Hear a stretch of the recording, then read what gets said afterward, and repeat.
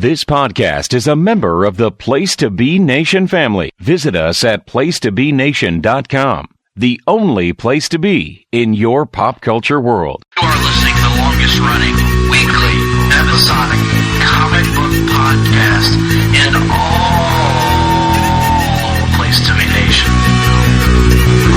Broadcasting from the state-of-the-art L-shaped studios at beautiful and serene Ho-Ho Moon Plaza in Vancouver, British Columbia. Greg Phillips and Nick Duke are the Hard-Traveling Fanboys. Hard-Traveling Fanboys! Hard-Traveling Fanboys! Hard-Traveling Fanboys! Hard-Traveling Fanboys! Hard-Traveling Fanboys! Hard-Traveling Fanboys! Hard-Traveling Fanboys! When you hear this... Place to Be Nation Pop. Welcome to what is the second half of what we have deemed quite possibly the nerdiest exercise any human being can engage in. That's right. We're back here to bring to you the results of the third biennial Peter David Memorial Place to Be Nation Pop Fantasy Comics Draft presented by a hypothetical, non-rotational DC Comics online unlimited subscription service. I, of course, am Nick Duke, one half of the Hard-Traveling Fanboys, as this is a special edition of the Hard-Traveling Fanboys Giant Size. With me, as always, is my compatriot, Greg Phillips. Yes, I am here, Nick. I am alive, I am alert, and I am ready. I could tell how alert you were based on that lag in between my introduction of you and you speaking, so that was good. For those of you who are uninitiated, a little while back we engaged in our third biennial Fantasy Comics Draft, as I just said. And about a month later, 6 weeks later, something like that, we dropped onto PlayStationNation.com the resulting written pitches. Each member of the draft was tasked with putting together between 12 and 15 pitches for their own fake comic book company, along with associated creators and characters that would be involved in those titles, and writing those out for you there. What we then did is solicited votes, pull lists of between 12 and 15 titles from whoever throughout Place to Be Nation wanted to submit a pull list. And what we wound up with was 25 ballots, 25 pull lists. We would have had a 26th, but somebody, when attempting to make the Fantasy Comics Draft great again, did not read the rules clearly, so that ballot was discounted. In any event, what we're going to do here today is we're going to have each of our participants on, and we're going to have a little roundtable session. We're going to talk about their pitches, their approach to this thing. We're just going to kind of open it up to questions. We're not going to go through title by title into the minutia, as much as some might like to do that, but we are going to hit the high points and kind of get a feel for what everybody thought about each other's drafts. So without any further ado, let me introduce you to the rest of our panel. So you've already heard from Greg, who will, of course, be representing Quite Frankly Comics. Isn't that right, Greg? You did leave your comics company name the same this year, right? Thrilling.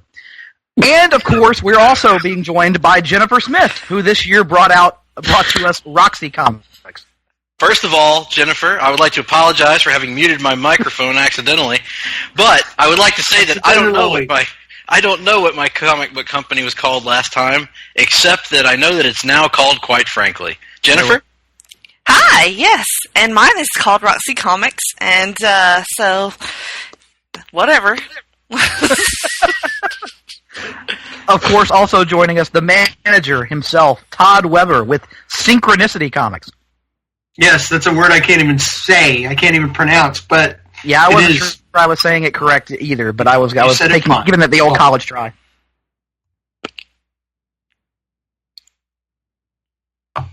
Outstanding. Also joining us, Russell Sellers with Grimdark Comics. Russell, how are you tonight? Oh, I'm ready to talk about some GD comics. Go on, get you some. Well, there you are. Yes. Of course, we were also joined by a newcomer to the Fantasy Comics Draft, representing Kid Rando Comics, Mitch Okun. I'd like to blame the following people and places. Oh, wait, are we not at that part yet? We are not to that juncture yet. I'm ready to start blaming things. Outstanding. And, of course, rounding out our Sinister Six, representing everything you see and everything you don't comics, Tim Capel. Yes, thank you for the prestigious and credit, Nick. Looking forward to getting into this. I'm very intrigued by where the night is going to lead us, and representing everything you see and everything you don't comics for the third draft. It will never change. That's the brand, and I'm sticking behind my brand. Outstanding to hear. So as I said, we're going to go through and have a little roundtable on each company. And so we're going to start here tonight in the same place that you started if you were to read the fantasy pitches. We're going to start with page 1, which was Jennifer and Roxy Comics. So Jennifer, kind of just give us a little opening statement here. What was your approach to the process? How did you find it being, your first time participating? What did you think of your effort when it came to the written pitches? All right. So I was proud of my draft picks to begin with. There were a couple of bumps along the way, usually your fault. So when I got down to writing the pitches, I found myself at a little bit of a disadvantage because, unlike you guys have years and years of like comics knowledge and, the continuity, and I don't. So I found Wikipedia to be my best friend in this process. But along the way, I got to learn a lot about these characters that I did not know a lot about. I enjoyed that quite a bit. And as far as crafting my books, I tried to put some unconventional creators together like Marguerite Bennett and Jason Fabok, which I think is an odd pairing that would somehow work for me.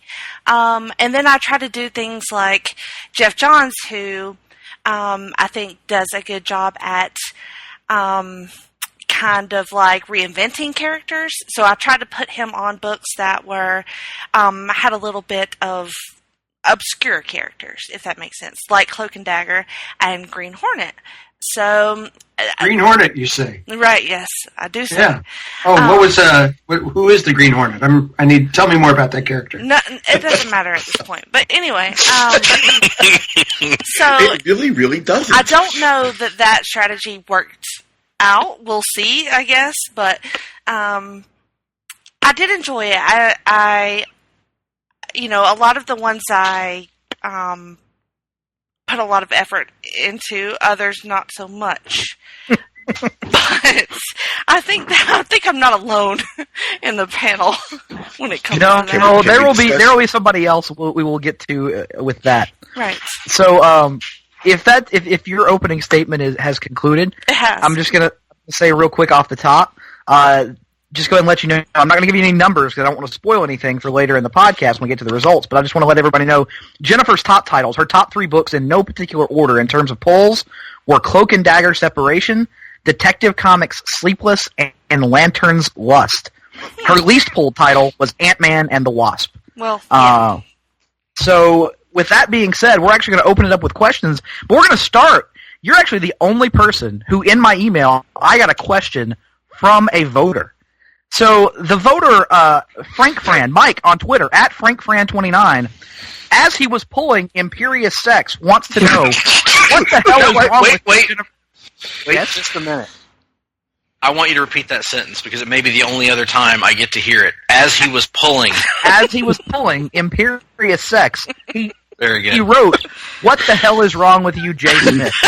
So, in regards to Imperious Sex, what the hell is wrong with you, Jay Smith? Well, like I said, I was doing a deep dive into Namor the Submariner on Wiki. So I was reading about him and being bored because it sucked. And I was in also a group chat with you guys at that point, and I just had just a random thought this sounds like Namor the Submissive, and I thought, well, shit, that's an idea. And then we all kind of talked about it a little bit, and it sparked a little bit more ideas. In conclusion, I don't know what the fuck is wrong with me, but sorry about it. I was going to ask if we could mention the collaborative efforts that required, I think, came up to be. It wasn't collaborative. It was you guys. The conversation sparked an idea in my brain. So, and that happened. We were all very supportive of what the end result of this. Absolutely. Well, I hope so. I mean, even the photo here of Namor leaning suggestively against a clam. Well, Nick picked that one, so... It's kudos to Nick for the Is choice that the piece of art from Civil War? I can't remember. I don't know. Because, Greg, when you and I reviewed Civil War, the comic, we kept talking about how, like, Steve McNiven just gave Namor the biggest bulge you've ever seen. Like, he was the king of the Undersea Kingdom for a reason. I mean, it's just like, big dick energy all over the place for Namor. Yeah, I may not get a chance to say this later, so, God damn it, Mike. Right? Really? Right. Like, you're going to complain about the book as you put it on your pull list. Right. That was my exact question, too. He was saying what the hell is wrong. But what is wrong with you, Mike, sir? It could have been like a, what the hell is wrong with you? Why didn't you think of this sooner in your life? All right, so I wouldn't necessarily buy or pull this book, but I could completely buy or buy in that Kevin Smith would write it this way. Yes. Absolutely. Yes. That was another, because I had several, sex-themed books, and I could only use Kevin Smith twice, and I enjoy Kevin Smith and his, the way that he approaches sex, if I can say it that way, in his writing and his work. So, Say it however the hell you want. Right. That So doesn't really matter. I just thought that he would bring a lot of spice to that. 2018 Kevin Smith. Mm-hmm. Well, the good news there is that if the book is terrible, it'll only come out once. Well, Yeah, as long as you come once at least, I guess it's all right. Yeah. Right. Yeah. That's all. Or sometimes not at all.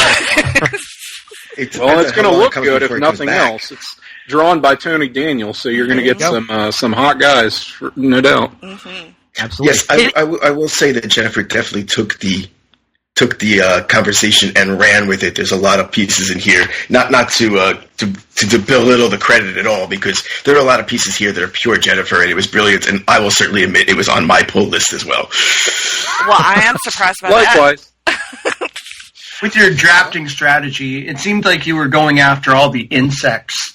What'd you end up doing to tie them together? I did nothing to tie them together. That was another strategy because I knew all you guys would do interconnected universes, and I did not want to do that because, like I said, I haven't read for as long as you guys have, and I know for me when I was a new reader, that is daunting, going into a whole, continuity and all these books tied together, and it's like, oh shit, you have to read this one to know what's going on in this one. So I decided to make them all separate and stand alone.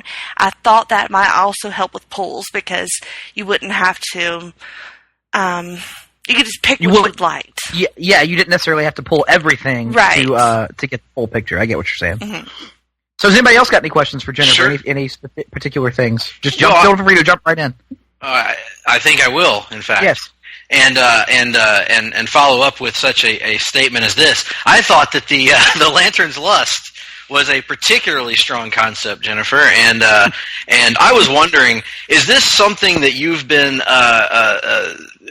thinking about in the real life comics, the Jessica and Simon relationship, perhaps with Larfleeze joining in for a little menage a trois action, or was this something that was just sparked in your memory banks, or your mind rather, by the draft itself?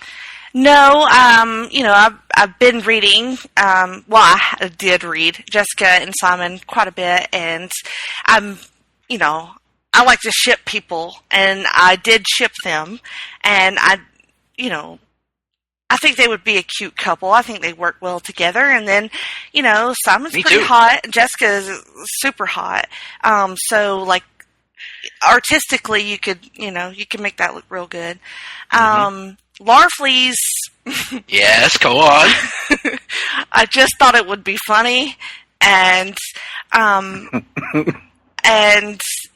in my mind, Larfleeze gets obsessed with Jessica's dildo, and see, this is the kind of high quality stuff you just. This is what we need here in the written pitches. You're getting that extra level of detail and nuance that really puts it over the top here in the podcast. The rest of us might as well go home after this. We can't even follow Jennifer's pitches at all. Jenny, do you think that Larfleeze would be a selfish lover in this comic? Probably yes, but But I could see Jessica doming him quite a bit, so...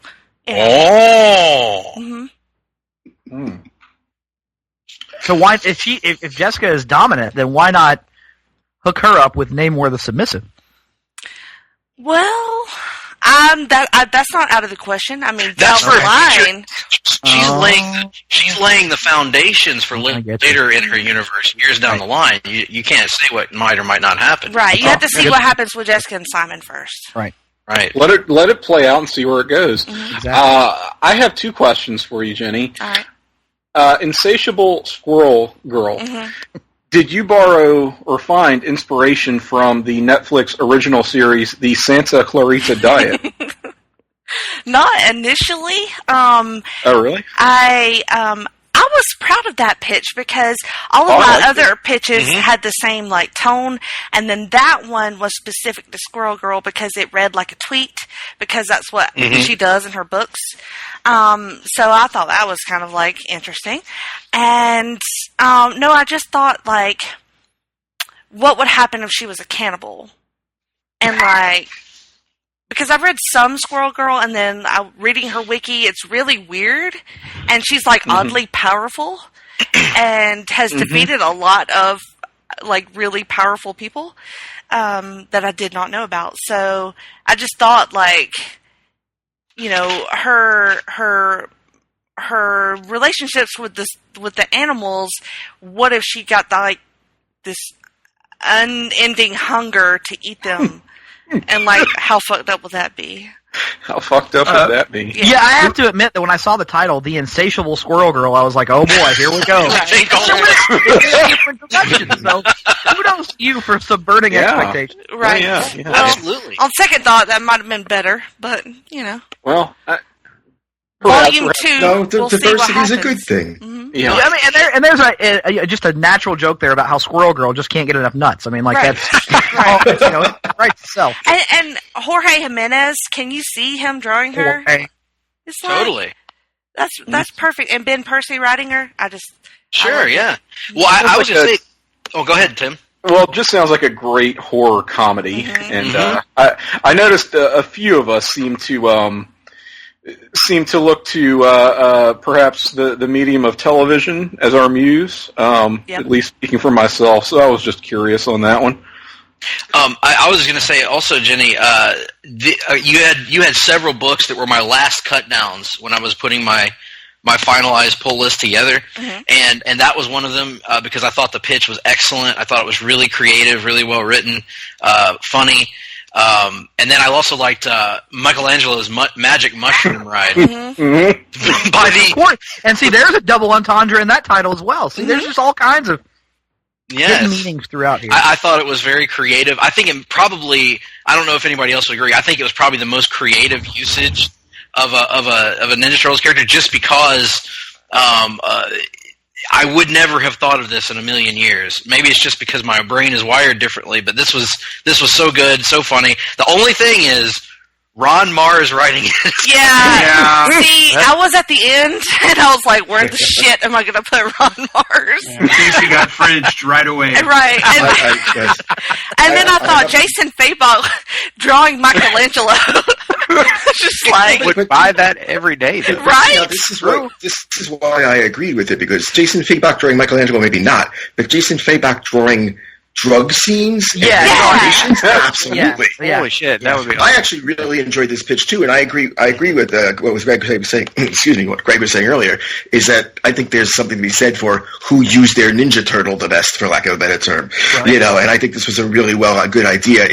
For me, believe it or not, it was despite the sex. Actually, that was the one part that I almost drew away from it, because I just wanted to hear more about the drug part rather than the sex. Right. Maybe it's just Well, you know, I was just going to say that we've all been saying what our favorite titles from Jenny were, but I'm curious, Jenny, looking back at all the pitches that you wrote, which one of these was your favorite?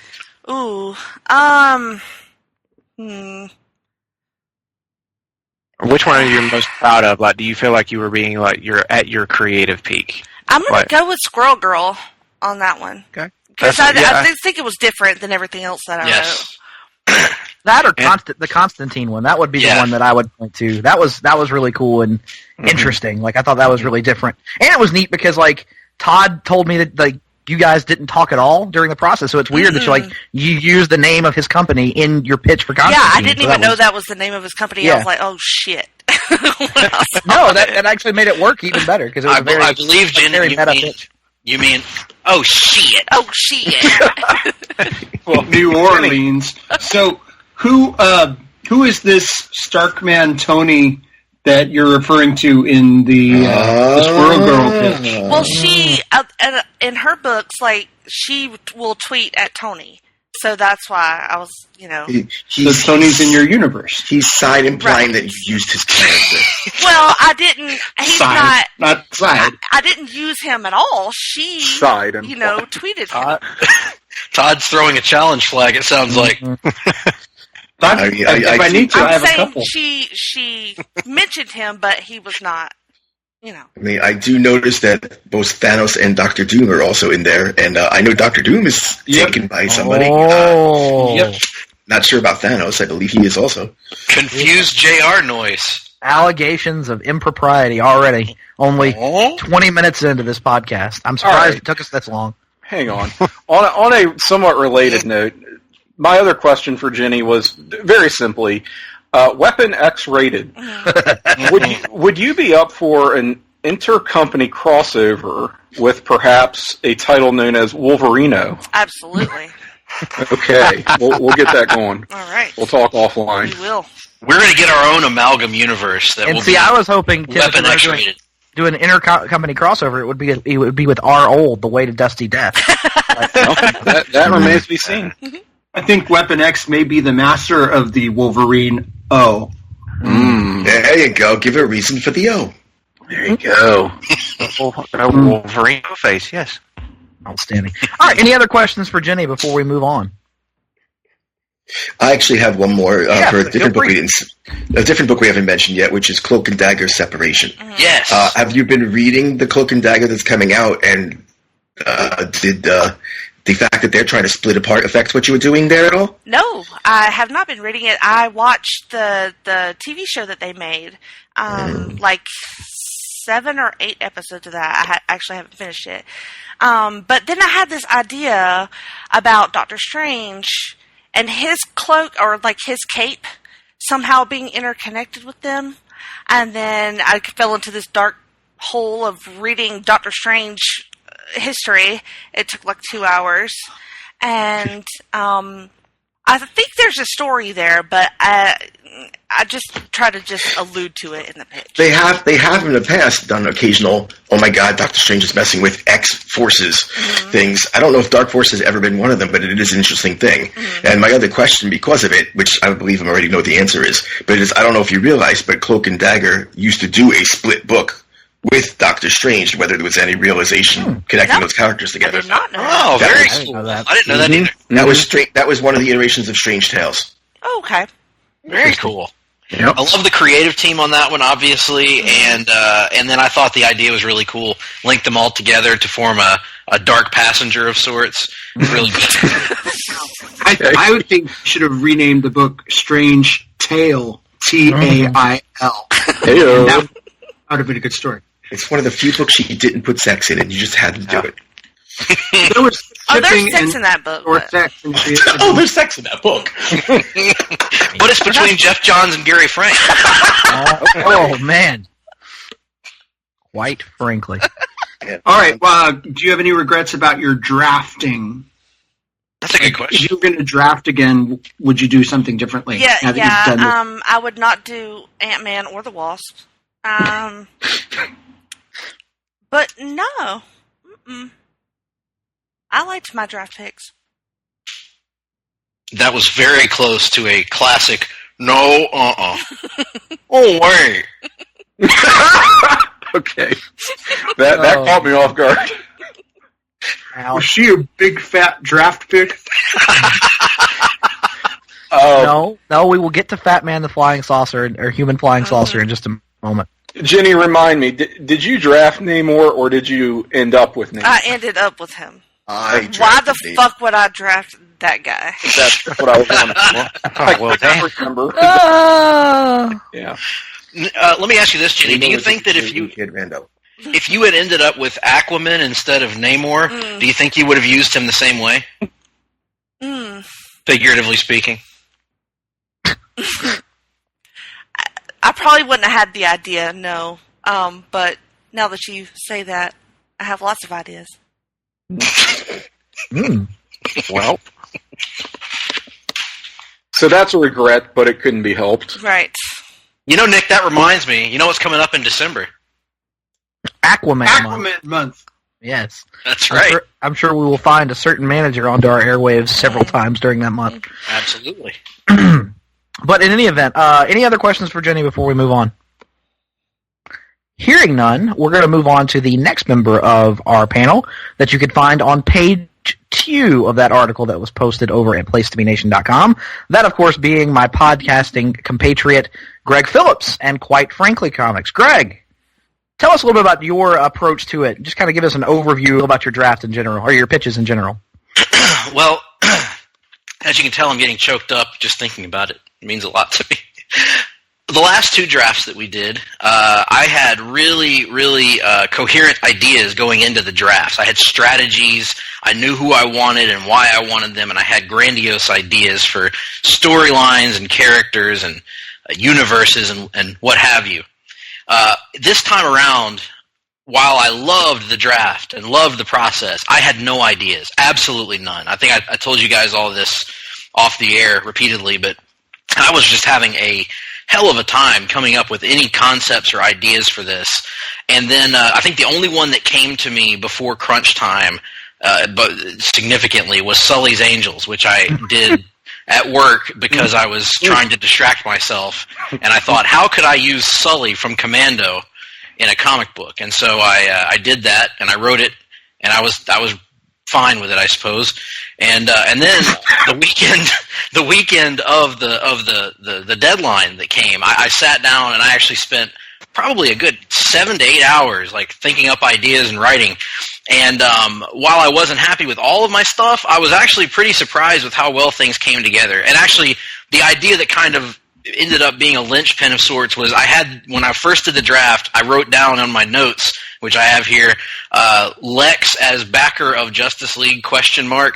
And that turned into the President Lex idea, which I then turned into the Pantheon book, and I think a couple other ones I make mention of it. Originally, there was an idea to involve the Black Widow, but I couldn't figure out how to do that while still using all my characters. So overall, it just kind of I wanted to have a little bit of something for everyone, which is always my approach to these things. I didn't want to have everything have the same tone or the same feel. I wanted to have some street level stuff, some superhero team up stuff, some classical hero stuff, some magic weird stuff that probably wouldn't even be for me in real life, and then and maybe a little bit of humor here and there. Primarily with the Deadpool book, I knew I was going to need humor for that. So I tried to diversify as much as I could and take nuggets of ideas and try to stretch them as much as I could. And I tried to assemble what I thought were good creative teams in case the pitches didn't turn out very good.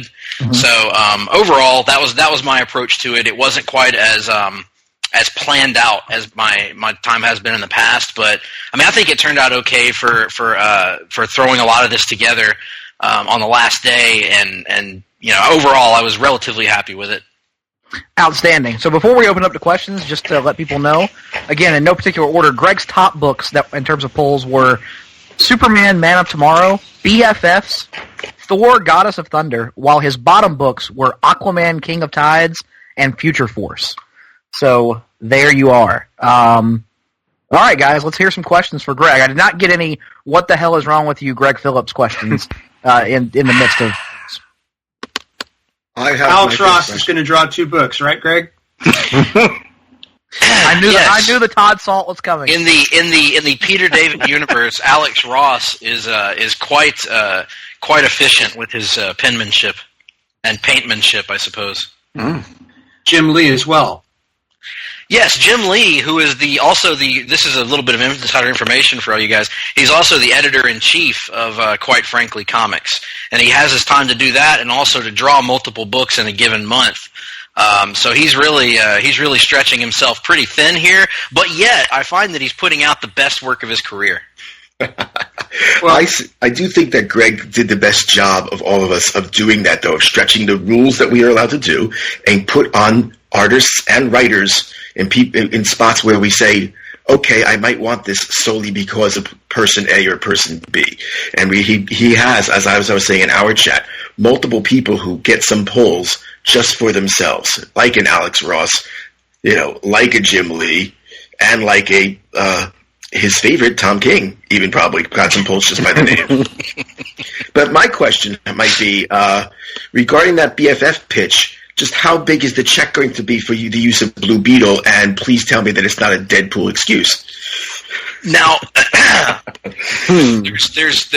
there's really an easy way of explaining this. Now, in the Peter David universe, copyright legislation is much looser than it is in our real world. So you see, the fact that I use the name Blue Beetle, I'm not actually using a person. As it says here, I am a blatant stand-in for a guy named Blue Beetle. Mm-hmm. No, but that could be anyone. That could be Blue Joseph Beetle, a son of Gladys Beetle. Mm-hmm. It could be anyone. Mm-hmm.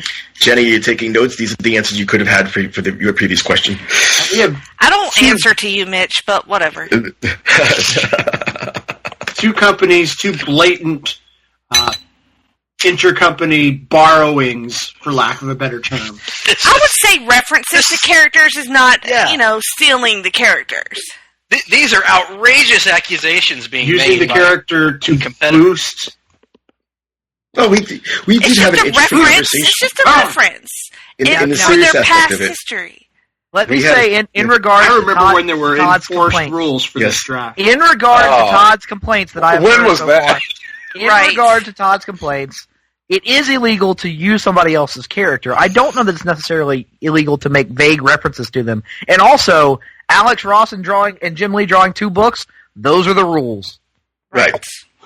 Okay. I was going to say, I think we had a seriously interesting conversation in the group chat as we were playing this, not only about the actual reference of characters and things like that, but what they bring with them and what it entails. Whether anybody used team names over and again, whether they used characters that weren't drafted, and who they belong to. I know that I certainly ceded the use of Galactus to an owner. Ceded the use? Okay. Well, in other words, I took mine out because I knew I agreed that it would be more appropriately used for the owner of Silver Surfer. And so I said, no, you're right. I don't want to cause any confusion. You are more than welcome to do it. So I made up a name there. So there is levels of gray I would accept, absolutely. Yes, and I would say I did not. Statement. I chose not to use Blue Beetle. I merely referenced him. Right. Exactly. within the.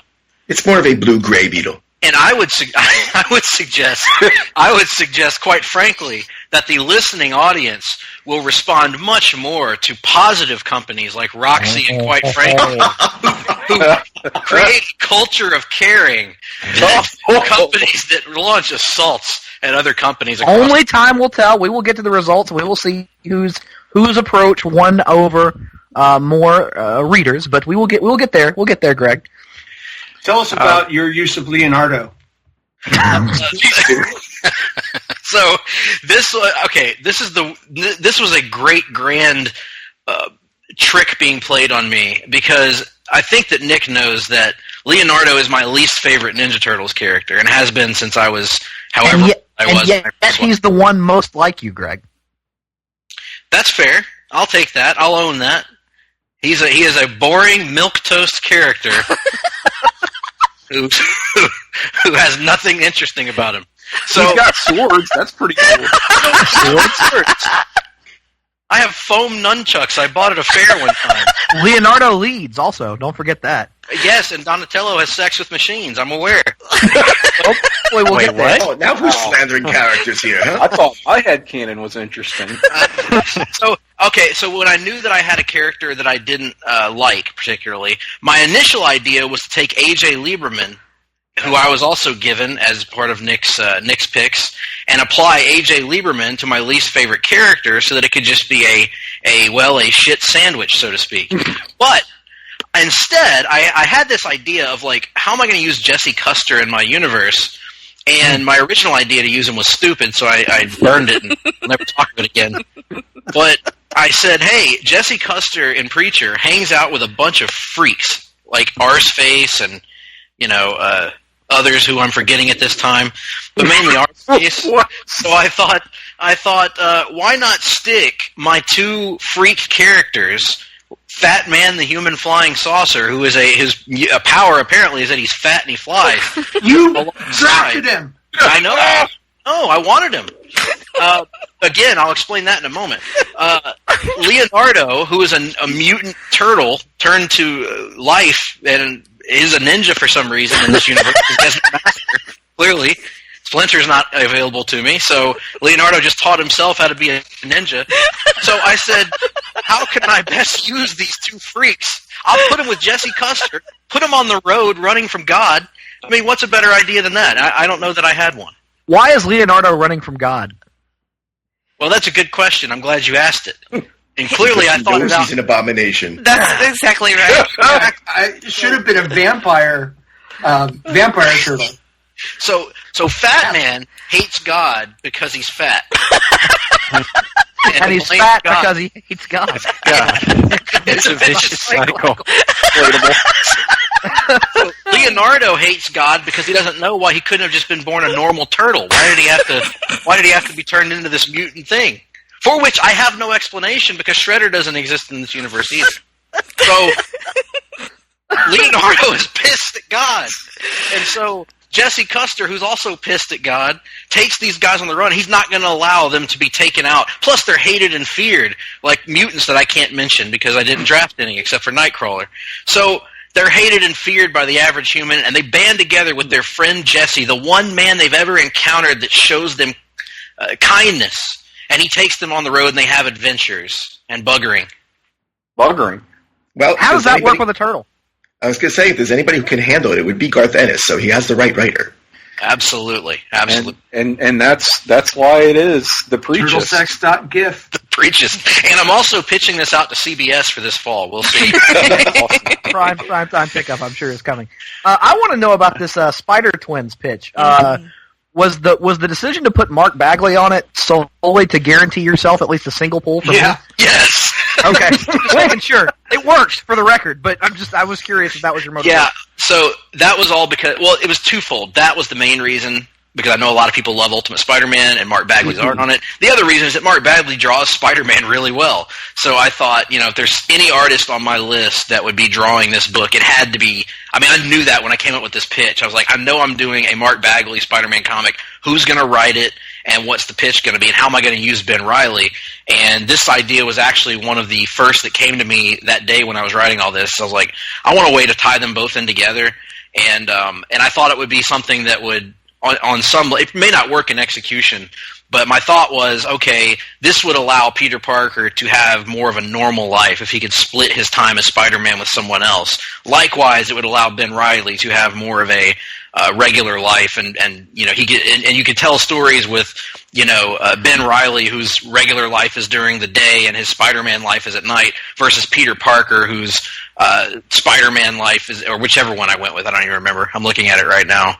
It looks like Peter patrols during the day and he's off at night, so he can do family-related things. And Ben, he works at the opposite exactly, so he can be a single swinging, whatever you want to say. So that was kind of the premise for that, and Tomasi was the fit for it because, I was trying to use him, and I thought he writes contemporary, 20 and 30 something people really well, so I thought it would be a good fit for him.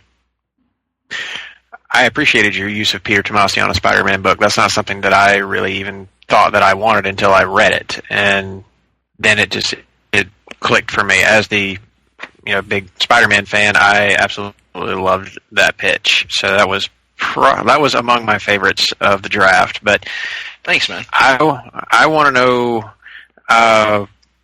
which of the gimmick round characters that you were saddled with outside of Leonardo was the toughest for you to figure out how to use? Oh, that's a great question. I'm trying to remember. Nick, do you remember offhand who my gimmick round draft picks were? I'm trying to remember. No. I'm looking at my... Ben Riley, AJ Ben Riley. Yeah, AJ Lieberman, Leonardo, Lois Lane was one of your gimmick round selections. That was the you switched to Lois Lane. Yeah. That was the easiest. You got switched into AJ Lieberman. AJ Lieberman was forced upon. Oh, yeah, no, you were switched into multiple Magic characters, actually, Zatanna and Dr. Fate, right? Yes, that was actually a stroke of luck for me because I had nothing with... I don't know why I drafted the Spectre when I didn't have an idea for him except written and drawn by Bill Sienkiewicz, which was an idea that I had. But adding them in, I thought made that pitch better. I think the one that I had the most trouble with, Russell, oddly enough, would probably be AJ Lieberman because when I originally drafted Fat Man the Human Flying Saucer, I drafted him as a throwaway character so that I knew I had to use AJ Lieberman, so I said, I'll just have AJ Lieberman write this shitty character and be done with it. But then I ended up actually having an idea for Fat Man, and then I was like, well, God, what do I do now? So it was hard for me to come up with something, some way to use him, and so I figured I'd just stick him on Sully's Angels, which is unlikely to get many votes anyway. So, that was what I did with that one. But I think that was the hardest. And then, in some ways, Zatanna, because it opened up more possibilities, too. I wanted to use her on more team books than I did. I originally had her on Sisterhood of the Bat and took her out to stick her on, I believe, the Pantheon. Yeah, because I felt like the Pantheon was going to be a sausage fest otherwise. So, yeah. Yeah. I was just looking over all of your pitches, and some of them are interconnected with each other very, very clearly. While others do seem like they could just exist out on their own, and even like your magical side of things kind of feels like those titles could coexist, and your Superman titles like include Planet, Pantheon, Citizen Lex, and even Amazing Spider Twins to a lesser degree. But was the idea to have all of these titles be interconnected, or did you kind of imagine them as like individual families, and some of these just stand on their own, no real like steering towards big wide company crossover? Or what was the idea? Yeah, the idea behind that is that I wanted to have some books that stood on their own. So a book like BFFs, or a book like I'm trying to think of another example here, Divine Occult. These are books that could very much, like you said, stand on their own. I wanted to have books like that because I thought that it would be a strategic advantage if I had some that tied together and some that didn't. So, because some people, I knew some people would be limiting the number of titles they were pulling by nature. So I thought I might be able to make that work. And the ones that were tied together, Superman, the Planet, the Pantheon, Citizen Lex. There may have been another one, the Spider Twins one, sort of on the outside, and then I thought. Oh, go ahead. Sorry. No, I was going to ask Black Panther because of the politics aspect. Yes, Black Panther was going to be tied in that as well. And even Aquaman, King of Tides, was going to be tied into that. So all of those would be kind of like, I guess you would say, a family of titles, as you put it. So I did see those tying together and eventually leading to sort of all of these disparate threads playing out, where you've got Lex, who is seemingly benevolent, backing this Justice League stand-in group. Eventually was going to be revealed that he was pulling the strings on some of these political maneuvers and basically trying to make a play for power worldwide. It was also going to lead. Black Adam was going to be a huge part of this with his interfering in Wakanda and things like that, and then Aquaman with his underwater kingdom and all that stuff being brought to the surface world. It was all going to eventually tie together with the ultimate revelation of Lex being the sort of big bad of this universe. But I also wanted to have enough out there that if people didn't dig the idea, that they could get into some other stuff. Sure, and I also really like your use of Tom King. For a guy that doesn't like Tom King all that much, you seem to kind of get him. +1. I was going to say the exact same thing. Yeah. Thanks. I appreciate that because I've not the biggest Tom King fan in the world, as people may know about me, but when I drafted him because I know that my taste is not everyone's taste, and he's very popular, and a lot of people love him. He's very critically loved. I know almost everyone here at Place to Be Nation enjoys his work, so I think I have a grasp on what I think he does well, and so I thought he would do Citizen Lex really, really well, because I think he gets how to tell long-form stories, obviously. And then Black Panther, I thought, because of his CIA experience, I think he understands the political machinations and maneuvering better than maybe any of the other writers that I had. Absolutely. I wanted to make sure that I thought we would be remiss in not giving you kudos for the political aspects that you have in these books, like the Black Panther and the Aquaman book, and putting all those things together. I really liked the combination of Black Panther, Black Adam. It's one of those things, like other people have said before, I did not know I wanted until you put it together. It sounds great, and it's a really good combination. Oh, thanks, man. Yeah, to me, I looked at it as I didn't think about it until I was actually writing them all down, and I was like, it just feels like they're polar opposites of monarchs, basically, where Black Panther is about kindness and compassion and progression, and Black Adam is sort of the opposite of that. He is about protecting his people at any and all costs, including the destruction of others. So, anyway.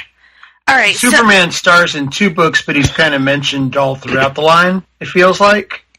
He's mentioned in the Pantheon because he's not in the book. So it says, "Why isn't Superman?" I put that in there because I wanted the obvious question of why didn't you use Superman in your Justice League book? So I guess sort of linked. And then he's in I don't know. Is he mentioned again? No, but the planet. He's not in the planet. Right. Yes. Which is kind of cool. You have Ben Reilly almost as a stand-in or as a Jimmy Olsen type character. Yeah, Superman. I don't know what Superman's deal is with the planet. I didn't actually think that far through. So maybe he's just given up on being a reporter. Maybe he's on furlough right now. The best compliment I can give you is that you had the draft that I wish I had. Mm. When I look, the level of balance between great writers, characters, and artists. I really coveted your draft. Oh man, thanks. Coveting is a sin, though, Todd. Greg, what made you put the Punisher in Bloodhaven? That was because I wanted to come up with a way to make it less generic. I read it and I was like, this could literally be any Punisher book that's ever been written. But I said, you know what? Let's just throw in a reference to Bloodhaven so people will know that it's not in Marvel's universe. So, plus I think, if you were going to do a crossover of universes, Bloodhaven is generally written to be the scummiest city in the DC universe, to my understanding. Like, it's often written, at least in the old continuity, it was written to be worse than Gotham, basically. Mm-hmm. So I thought it'd be the perfect place to put the Punisher, given that his whole deal is killing scummy people. So it's basically Hell's Kitchen if the 70s never ended. Right. It's putting a Charles Bronson spin on the Punisher, maybe. And it didn't matter what you wrote in that pitch. I was pulling it because of imagining Brubaker writing the Punisher. Yeah, has he ever done that, by the way? I didn't even look that up when I did it. Does anyone know? Has he ever written? I don't think so. Not on a regular basis. No, he's done one-off stuff, but I don't think he's done anything on a regular series. And I will say that this is more of a comment than a question. Punisher War Crimes was a book that it just missed the cutoff for me. I had it on my tentative pull list, but I really just admired the pitch from the first sentence, which I'll read to you. Frank Castle doesn't give a shit about politics, magic, or religion. You gotta have me at that point. That may have been my most efficient line since whatever that one was I came up with Oliver Queen in the last one. Yes, great economy of solicitation there, Greg. And now I do have a question for you. Getting back to the Pantheon, this, of course, your artist is Jim Lee, your writer Kurt Busiek. How many years worth of Guy Gardner continuity do we need to know in order to follow this? Is it 36 or 37? 37. You only need to know Guy Gardner's continuity from 1991 through 94, because it's going to be a very specific version of Guy Gardner that Kurt Busiek really, really likes, and he's going to write that version of him. Okay, all right. Can't remember if I told it. No, I don't think I did. It's the version with alien powers, for the record. Oh, yeah, Guy Gardner Warrior? Of course. Oh, man. Voldarian. See, now I'm kicking myself. Sinestro's Ring, or after that? I think post Sinestro's Ring, yeah. Yep. Cheesy tattoos. Yes, cheesy tattoos. But yeah, I again, a case of Kurt Busiek. You know, he's again, while I didn't necessarily enjoy that volume of the Avengers that I read, I understand most people do and love his run on the Avengers in general. So I thought, why not put him on the team book? Yes, you do know your audience, so I salute you for that. Indeed. Any other questions for Greg? Anybody? Hearing none, I'll close Greg's portion by saying Greg was one of only 2 participants to have every one of his titles pulled by at least one person. Wow. So all 15 of his titles wound up on at least one pull list. Impressive, Greg. And a full 15 to boot. Moving on, we're going to move on to the West Coast contingent, the manager himself, Mr. Todd Weber, and Synchronicity Comics. Todd, I'll give you the opportunity to make an opening statement, although I don't know if it's necessary given the length of your pitches. They pretty much say everything you could possibly want to know, but your opportunity is here nonetheless. Yeah, I felt kind of compelled to come up with everything I could, throw everything against the wall, and see what stuck or did not stick, because there were people who didn't think I did a good job of drafting, and that inspired me to maybe try a little harder with my pitches. But once I started, I couldn't stop. Why is this happening? I don't know. Let's find out. And so every action had a reaction, and I kept going. And before I knew it, I could borrow from this story and merge these 2 stories, and it became something rather unique. And I don't even know where to begin with it, but the idea was that it was an interconnected set of 12 books, and I didn't talk about this a whole lot, but I thought about them as, well, what if we do this as a monthly? Each one is a graphic novel, and they're all released over the course of a year. I thought about doing it that way, but in the end, I just figured my writers and storytellers would structure that the twists wouldn't come until later, and you wouldn't necessarily see the links between the books, because each book is linked until that 11th, 12th month when these things pop, when these storylines come to fruition. So, yeah, I don't know what to tell you. I thought I did a pretty good job using every character twice. That was a goal for me. I wanted to use every artist only once, and I think the only time I violated that was Kevin Maguire. I'm scanning it. I believe that's the case. Most of the writers I only used once, that's it. I liked that I had a beginning, middle, end, and it just kind of kept going. I wanted to do the stories in different eras thing from the beginning, and I knew I was going to do a Golden Age book.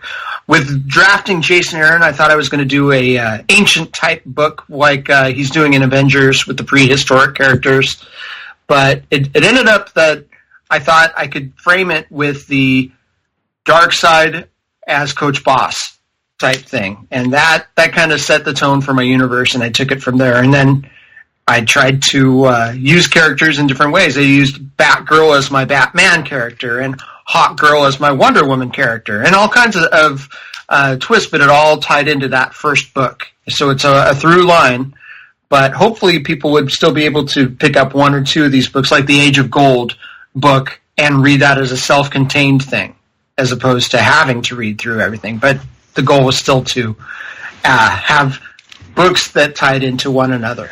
So I'm sure there will be questions. I hope there will be. Before we hop into the questions, just to let everybody know, Todd's top books in terms of polls were Age of Gold, Heroes and Villains, Age of Gotham, The Killing Joke / Killing the Joker, Age of Andromeda, The Saga, and Age of Bronze, Mutants and Monsters.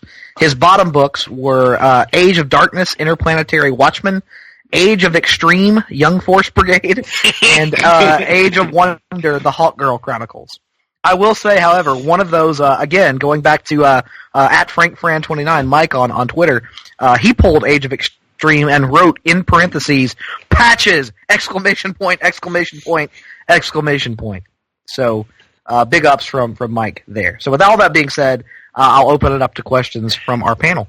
I want to start with a statement that I feel like this was the most creative use of everything, of everybody that created, no offense to the rest of you guys, but when it comes to creative use of characters and interconnected ideas and just the way all of this flowed, Todd, if I was allowed to do it, I probably would have pulled every single thing that you wrote.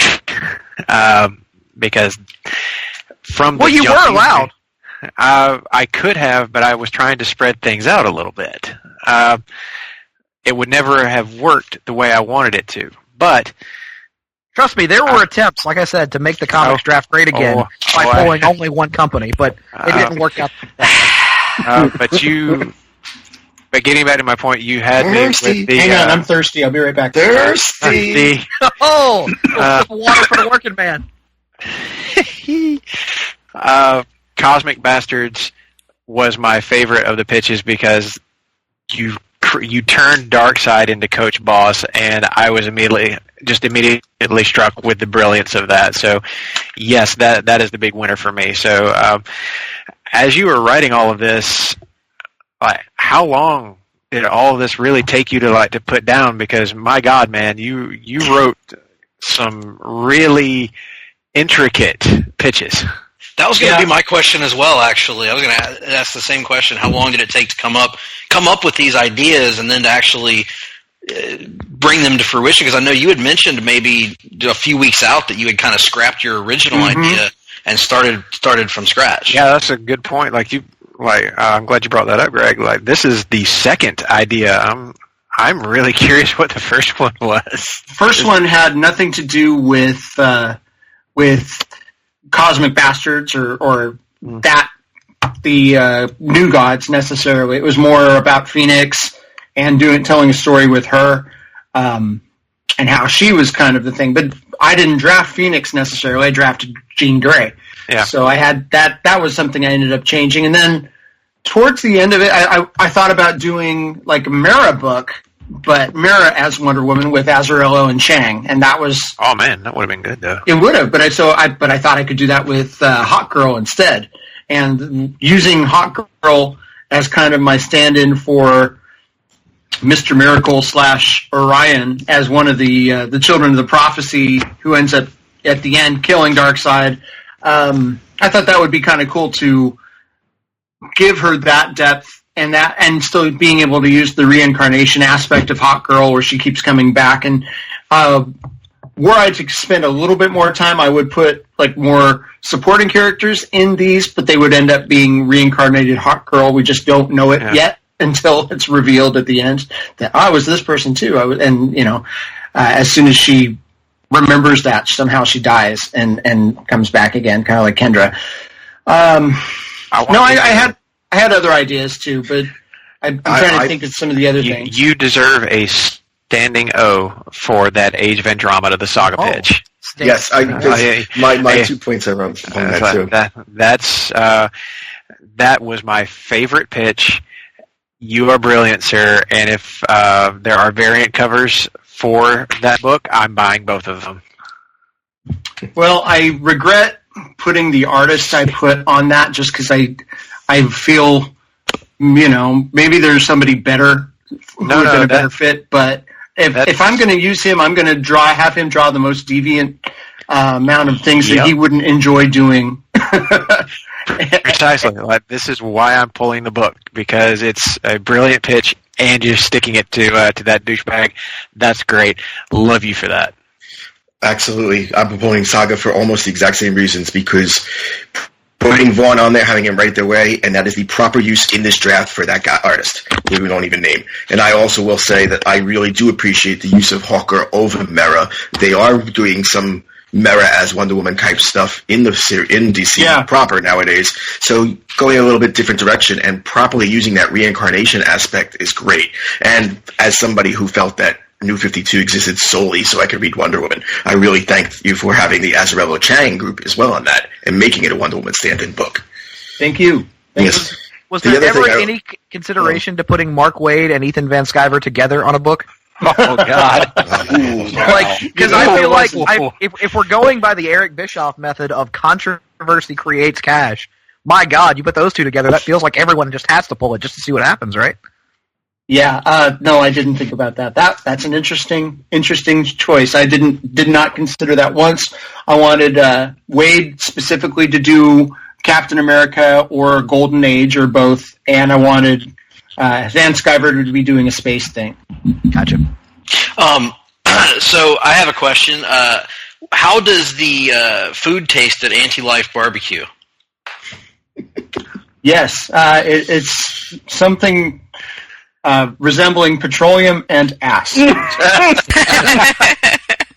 Now wait just a moment. I believe petroleum and ass was already mentioned by one company, so I don't know that you're allowed to mention it in your picture. All right. Todd, what are the nature of the incriminating pictures that Rob Liefeld has of the synchronicity editor that guy? That was the Matt Hardy pronunciation. It sure was. Rob Liefeld has pictures of me dressed up in Little Lord Fauntleroy clothing from my childhood. Wow. The truth shall set you free. You can now fire Liefeld. There we are. I also little Dutch boy.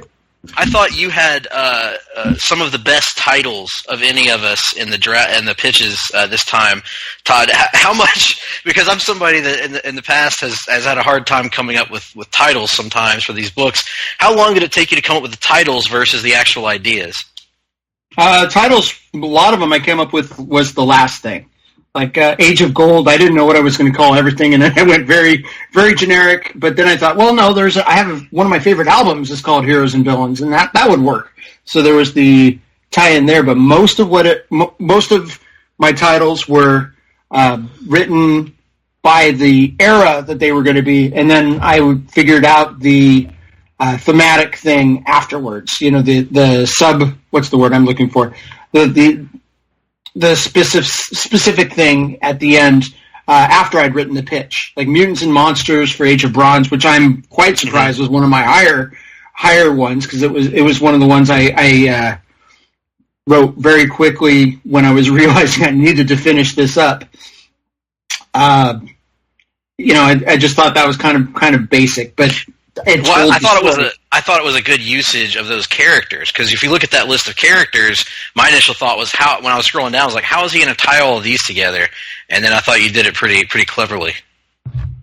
Yeah, a lot of it came down to that Stars and Stripes organization that was formed in the golden age of my comics, and it had repercussions all the way until the end with the Planetary book that I wrote or that I pitched here. So yeah, looking back, I wish I could have consolidated these, but I had things I wanted to say. I had things I wanted to tell, and I wasn't able to just say. I didn't think my pitches or the concepts necessarily were strong enough without showing you where I was trying to go with it. Also, I thought Age of Extreme Young Force Brigade was a phenomenal title. Very much so. Because I actually am pretty sure I saw that on shelves in 1996, or at least in my dreams. Well, yeah, I'm pretty sure I pulled that. So yeah, you did. I believe it was you and the aforementioned Frank Fran on Twitter. Tim, I think we're the two. There you go. Todd, I didn't mean to give that away, but whoops. Poor sweet and innocent honey badger. Yeah, right. Another character. That's a young preteen girl, and you had to stick with Rob Liefeld. Yeah, he wrote Wolfsbane, right? Not Wolfsbane. What was the one? Feral. Feral. Yeah. Honey Badger is not feral. Wolfsbane was in there a little bit. No, but he would write and draw as such. Notice that it was three characters or three things I was stuck with that I put in that same book: Liefeld, Splinter, and Honey Badger. That was my original A.J. Lieberman strategy. Oh. Todd, I appreciated your usage of Jean Grey. You used her twice, the maximum numbers, and killed her both times. Yeah. I did not notice that. That's awesome. How can you not? Are you rocking with the idea here that Jean and the Phoenix are one and the same?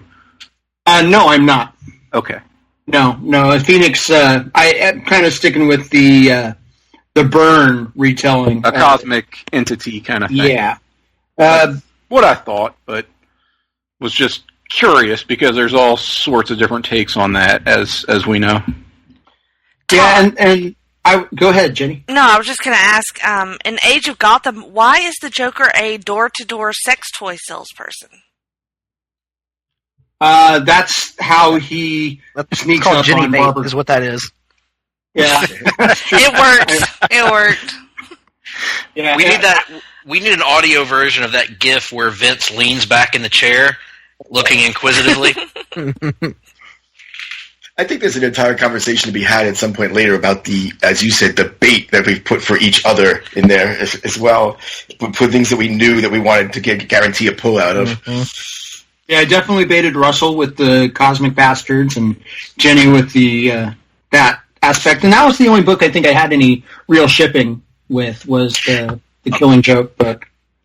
Did you get permission from showrunner Bruno Heller to use the show Gotham in your Age of Gotham book?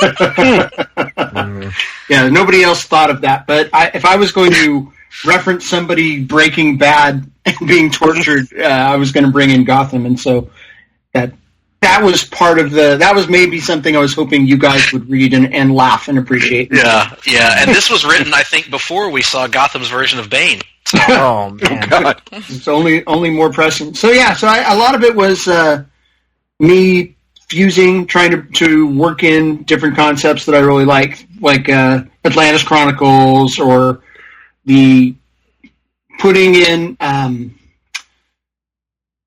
of Steel, a little bit of Man of Steel to the end of my saga pitch, and having Drax and Starfire end up being the parents of Supergirl in there, and that same kind of thing, like a quote. Also have so much affection for Maguire's art on the Adventures of Captain America from the early 90s. Story that he never finished, unfortunately, but he'd be able to tell this tale. Yeah, that's a really good limited series. Good old Fabian wrote that. Good old Fabian, who wrote everything, yep.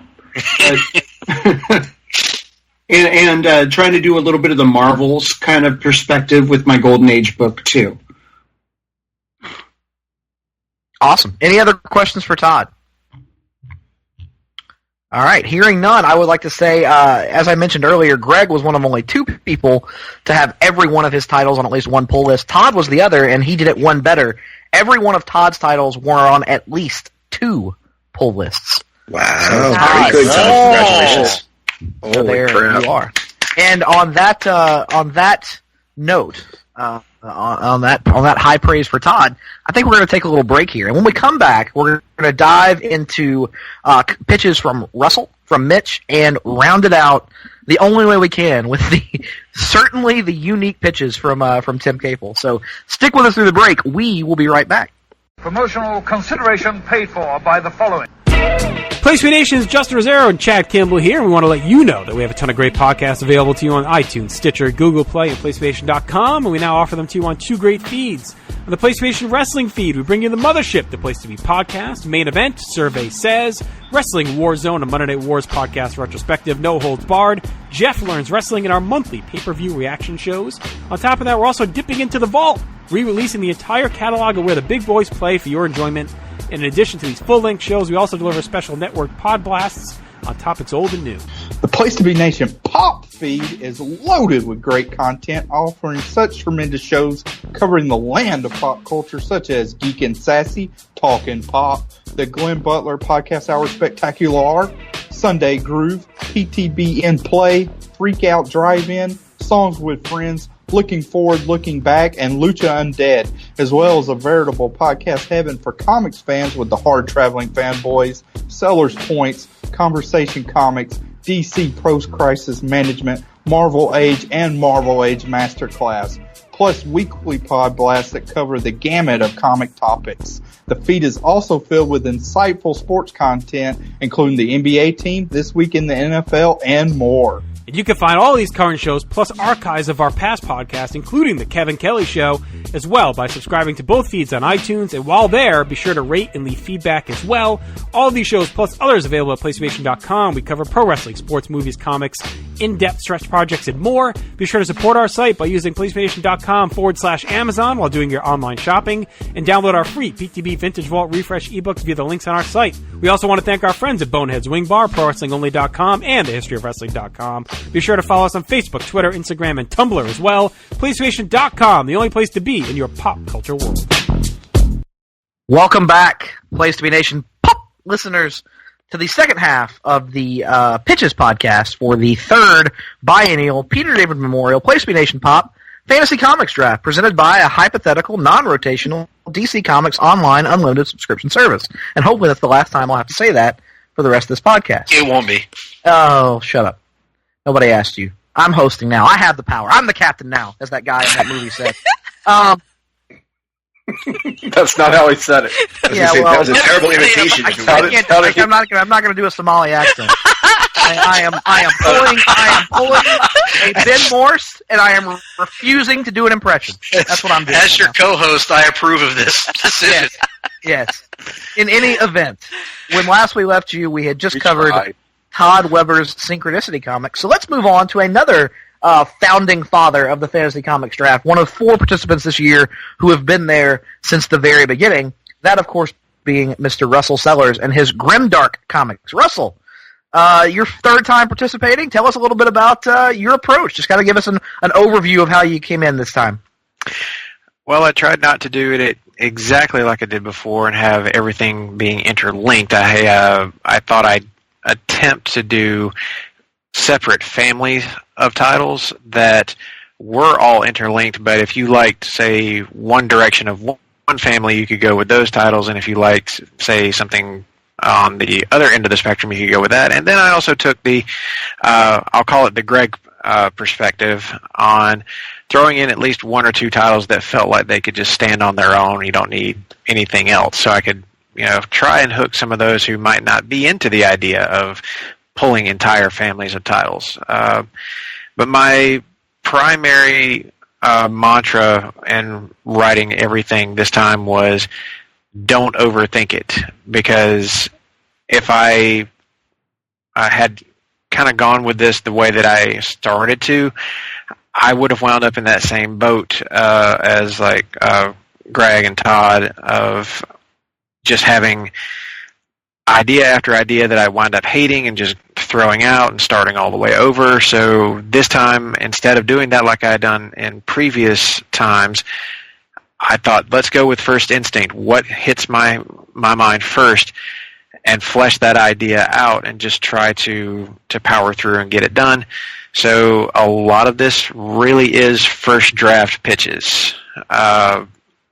The previous time we did this, I wound up I think I wrote maybe 10 to 11 pitches, and then Outlaw Bayou wound up actually being the very last thing I put together because I realized I hadn't used all my characters.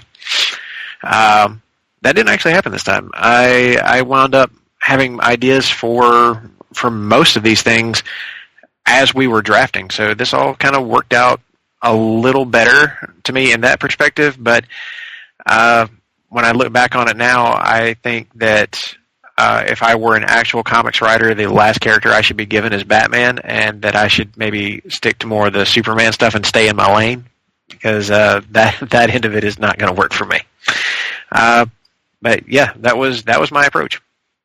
Well, that's interesting you say that, because your top titles were The Dark Knights, The Brave and the Bold, and Green Lantern Corps, while your bottom title was Catwoman. So with that being said, we will open up the floor for questioning. Yes. Go ahead, Todd. I appreciate how on the cutting edge of writers, you always pick the new up-and-coming writers, and half the time I don't know who they are until halfway through. You know, you've already put the draft pitches out and then go, well, there's this new up-and-coming book I just heard that's got some heat. Oh, it's written by a guy that Russell drafted. Like Donny Cates. Donny Cates is red hot right now. Yeah, his Marvel stuff has been selling really well. And he made me a Venom fan, so I was like, okay, well, I like this guy. I'm going to give him a shot. Yeah, I wanted to say that or focus on the way that you tied. Particularly, I thought you used Thor incredibly well, and I realized as I looked at my pitches that I didn't specify that I had Jane Foster until the actual pitch itself, which I should have done. So apologies for that. Well, your title was Goddess, so I think. You know. Whatever. It worked. And in the pitch, there was a picture of Jane. So, Jane Thor. We got it. In any event, I really thought you used Thor really well. I think Mitch had actually brought this up in our offline chat that we've referenced multiple times, which I'm sure the listeners are thrilled to hear about. But in the offline chat, Mitch had brought up the fact that you tied the lightning of Thor in with the lightning of the Speed Force, which was a really cool idea. What made you think of that, and how did you approach kind of tying the Flash and Thor universes together? And then also another really good idea that actually, telling tales out of school a bit, may have been my favorite of your ideas, was the Starman and Thor team up. How did you come up with these ideas to use Thor, a character that we've kind of seen used, what I thought had been pretty much every way you could in the previous drafts? I wanted a Superman stand-in, and Thor was what I had, so I basically Man of Steel'd him. Which is to say I John Burned him, I guess. But the idea to put the Flash there was that it just kind of occurred to me that whenever you see Thor fully realized and unleashed, it's, lots of lightning. It's all tied into mysticism, into Norse mythology. So I thought, well, why not? Since I'm not using, the traditional metahumans anyway, why don't I have Wally's abilities linked to the same Norse mythology that Thor is tied up in? And ultimately, as these stories would progress, that's where it would go. It would reveal that Wally's powers are more godlike in nature than they are science-based. So things start to get a little bit more magical as we go along. But it does, it opens up time travel, which is Cable comes into it, and Cable actually is the glue that unites both ends of my story. If people read the first pitch and then you get all the way down to the last one in Shadow of the Bat, you see that Cable shows up there because Cable is the point of view character for that entire series, as he is the one traveling through time and seeing how Bruce Wayne came to be Batman. But is Cable going to look like Rip Hunter? Yes. Awesome. After 0 Hour, how could he not? How can he not? Excellent. How can he not look like Rip Hunter? He will always be, be Cable, or look like that version of Rip Hunter. They're interchangeable at this point. This is the '90s version of the characters. Oh, excellent! Right. Now, is your idea to have through Cable both the Batman book at the end linked with the God of Thunder book at the top? Yeah, it's all kind of interconnected. Cable really comes in Scarlet Speedsters because of time travel being opened up. He's following Bart Allen back to what we would consider the modern day, but his whole scheme is that whenever he goes back in time, he realizes that immediately everything is screwed up. Basically, Cable becomes the confused reader of this universe, because I played off the idea. It may have been a little too subtle, but there were times when people would look at our universes and say that they just don't get what we're doing, because this all makes no sense. Like, how can you do this when this character's history is actually this? And I thought, well, why don't I take an existing character, make him that person and put him in my universe. So Capel does not recognize the universe he's in. He realizes that this is all just so screwed up. There are people he doesn't know. There are whole swaths of history that don't make any sense. So he's kind of my through line of all of this. But it's funny you mentioned the team up of Thor and Starman. That was the last thing I wrote. I really had no idea what I was going to do with Starman when I drafted him. And suddenly it occurred to me that, he's a magic linked character. Why don't I just make his cosmic staff Asgardian? And ultimately it would be revealed to be that. And had I thought about it long enough, I didn't want a challenge flag thrown on me, so I didn't mention in the pitch that his cosmic staff was also supposed to be the housing unit of the Infinity Stones. Oh, nice. Very good. Yeah. So that's where that would have gone. Another stroke of genius here. Nova Prime as Granny Goodness I didn't see coming, and then was instantly thrilled by Ed Asner's Granny Goodness as Nova Prime. Yeah, that was just that was my attempt at a political book, or my two attempts at two interconnected police brutality books, I guess, is how I approach them. Police brutality in space. So, Granny Goodness seems like kind of my big bad of everything, yeah, or at least in that top part. It almost seems like you could use her as sort of a stand-in for Darkseid in some ways, as your universal wide connective villain, the way I use Lex, for instance. In a similar way, I had two that I used that way, but Granny was certainly the big one for the cosmic level stuff. What made you put Chris Priest on both those books, Nova and Green Lantern? Because I wanted him to come at it from both sides, to look at the idea of how police work and how private security works, and have a social commentary on both. And Chris Priest might be one of the most incredible social commentary writers ever in comics, from his Black Panther stuff all the way up to the stuff that he's doing right now in Deathstroke. I think the guy is absolutely brilliant, and I've always wanted to see him write something cosmic, but I've never really seen him do it. So I thought, well, this would be an interesting thing to give him a chance to do something that I have never seen him do, but something that feels like it fits with his personality. It feels like he's a writer that has never really, or at least I'm aware of, gotten. Well, he did write a little bit of Green Lantern back in Action Comics Weekly, but I've always thought that he would be a guy that would be perfect in the modern landscape of Green Lantern, with the mythos being established as it has, the reimagining of Sinestro over the years. So yeah.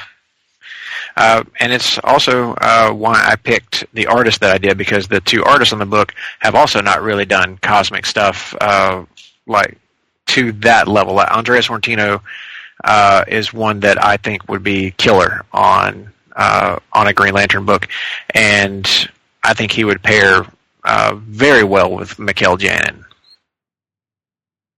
My last question for you, Russell. Do I have permission to read one line from one of your pitches in JR voice? Please do. Can Raphael just please, for the love of God, get a decent slice of New York-style pizza? I was really writing one pitch, actually. It wasn't even a pitch. It was just I couldn't come up with what I wanted the story to be, so I just wrote dialogue, and I wrote it thinking of J.R. Shack. And if you read it that way, it's way funnier. That is how I read it. Very much so. Very much so. How come 6-issue mini for Return to Outlaw Bayou? Don't overstay your welcome. Because I didn't put it that way in the initial pitch, but when I wrote Outlaw Bayou, I thought of it as kind of a beginning, middle, and end series. It's a period piece, so it's not going to have a long life. And with this one, I wanted it to be more of a launching pad into another book, rather than just sticking around as an ongoing series. So I thought, you know what, this is a story that felt like it could be told in 6 issues, and we move on. But the follow-up stuff would wind up feeling like a completely different book. So what I'm hearing is the purpose of this series is simple, but actually quite complex. Yes. I have a suggestion for your next Outlaw Bayou project in the future, Russell. A title suggestion. I think you should name it Archie to Outlaw Bayou and Back Again. No Archie characters drafted, by the way. That was interesting. Surprising. That will be different next year. I'll just tell you. I think whoever wins will be using the turtle rule with the Archie characters. Forsyth Jughead Jones the 45th. Or whatever his name is. Todd, you get Miss Grundy. And the dust from her hooch. No, you get the sexy seated version of Miss Grundy. Yeah, the imposter. I should have used her anyway. Spoilers, Todd. So we're setting up a Nova Corps / Green Lantern Corps war, right? Mm-hmm. Corps war. Yes. That is coming down, and ultimately you're going to have 2 characters switch sides. You're going to have Sinestro ditch the Green Lanterns and become the new kind of de facto second banana to Granny Goodness in the Nova Corps. And Richard Rider is going to have a crisis of conscience, renounce the Nova Corps, and wind up taking Sinestro's place as a Green Lantern. I like Roxy Comics featured many characters switching sides as well. Heyo! And a lot of Dick Riders as well. Mm. Yes. Oh, well played. Oh, my. Any other questions for Russell? Hearing none, we're going to move on to what has been perhaps the most anticipated portion of the podcast. Okay, sorry. I know he can't hardly contain himself. He has been dying to talk about this process for God knows how long. Mitch Okun, your moment has arrived. Take it away. Well, first of all, can you guys hear me? Yes. Okay, because it couldn't a minute ago. And yes, I have been dying to talk so much about this process for so long. For those who may not remember the beginning of this, I have been fortunate enough to be brought into the Place to Be Nation universe as originally a fan of this concept, and I've waited many years since I first heard about it to do it, and I've made many, many rookie mistakes, and I have seen many, many interesting things, and it has been an absolute blast. Let me just start with that. So, I'm learning so much from what everybody else is talking about with their pitches and what they did and all the things I've done. I was initially very happy with my draft, and it wasn't until I wrote and started to put the things together to realize that the pieces that I missed and were all the rookie mistakes. All the things we're talking about where we have things for bait for other people, I did not plan that properly. Making sure we had the writers that people would want to pull no matter what they were doing. I didn't think about that sort of thing, and I don't know the insider information that you guys do to try to say, oh, I know that so-and-so is going to like this book. As a matter of fact, the one and only thing I had for that, I went ahead and took the bait, which was making sure that Bendis wrote Green Arrow for Nick. And it worked. Having said that, once I started writing, I also fell victim to the whole, oh my God, if you keep writing, you're going to get so far down the rabbit hole, you're going to fall out the other side, nobody's going to know where the hell you are anymore. I had such grand plans for all the stories that were going to happen in these books that I kept expanding my universe internally. I have a very complete story that is supposed to happen around each of my titles of my books that I did not properly explain. I was never going to be able to go to the level of a Synchronicity Comics type writing, but I do see that in hindsight, I wish I had done more straight explanation. I went straight for the pitch type thing a little more, and I obfuscated information that I wish I had told the audience from the beginning. So, my big plan here is that we made an amalgam reference earlier, the universe is like that. To me, the way that Capel looks around and is the representative of the audience, that's what I wanted this whole thing to be. This is just a temporary world. The characters don't realize it, and the ultimate thing that was going to realize is they were going to eventually find out that the gods' secrets were that they keep recreating the planet over and over and over again, reusing various pieces from different universes they tried, until they find the one that could finally stop my incursion, my Abraxas incursion, which is an obvious stand-in for Galactus. I wanted to keep it at an earthly level because I wanted to not have to worry about the reincarnation of all these other planets and all these other universes. But if I just tried to set up the level of just having gods and the one planet, so now we have pieces from previous universes trying to stop what they couldn't stop before. There are dozens and dozens, if not hundreds or thousands, of previous universes that are just dead, destroyed. Marvel being one of them, DC being another, the previous iterations of Place to Be Nation, pop referencing, all of it, gone. This was going to be the chance to try. No! So like the Matrix. Wow comics. No. Like the Matrix, right? Now, I'll have you know that Wow comics are indestructible. Yes. They are, after all, 2-time champions. But that would be what Doom would eventually find out in Heavens. And I think Heavens is the book that probably suffered the most from this, because that's the book that really started my whole imagination of where I wanted my books to go. The whole concept of having all this complex politics and universe and secret planning of all these pantheons and all these gods, I thought would be such an interesting story. I thought Ta-Nehisi Coates does really grand stories in that way, and Russell Dauterman is a definite choice for me to draw all these different worlds like that. But, God damn it, if Adam Warlock... I thought it would be a good place to stick him. And I think he just killed me, and it took me in the wrong direction, and I didn't put the information in there, and it just went downhill from there.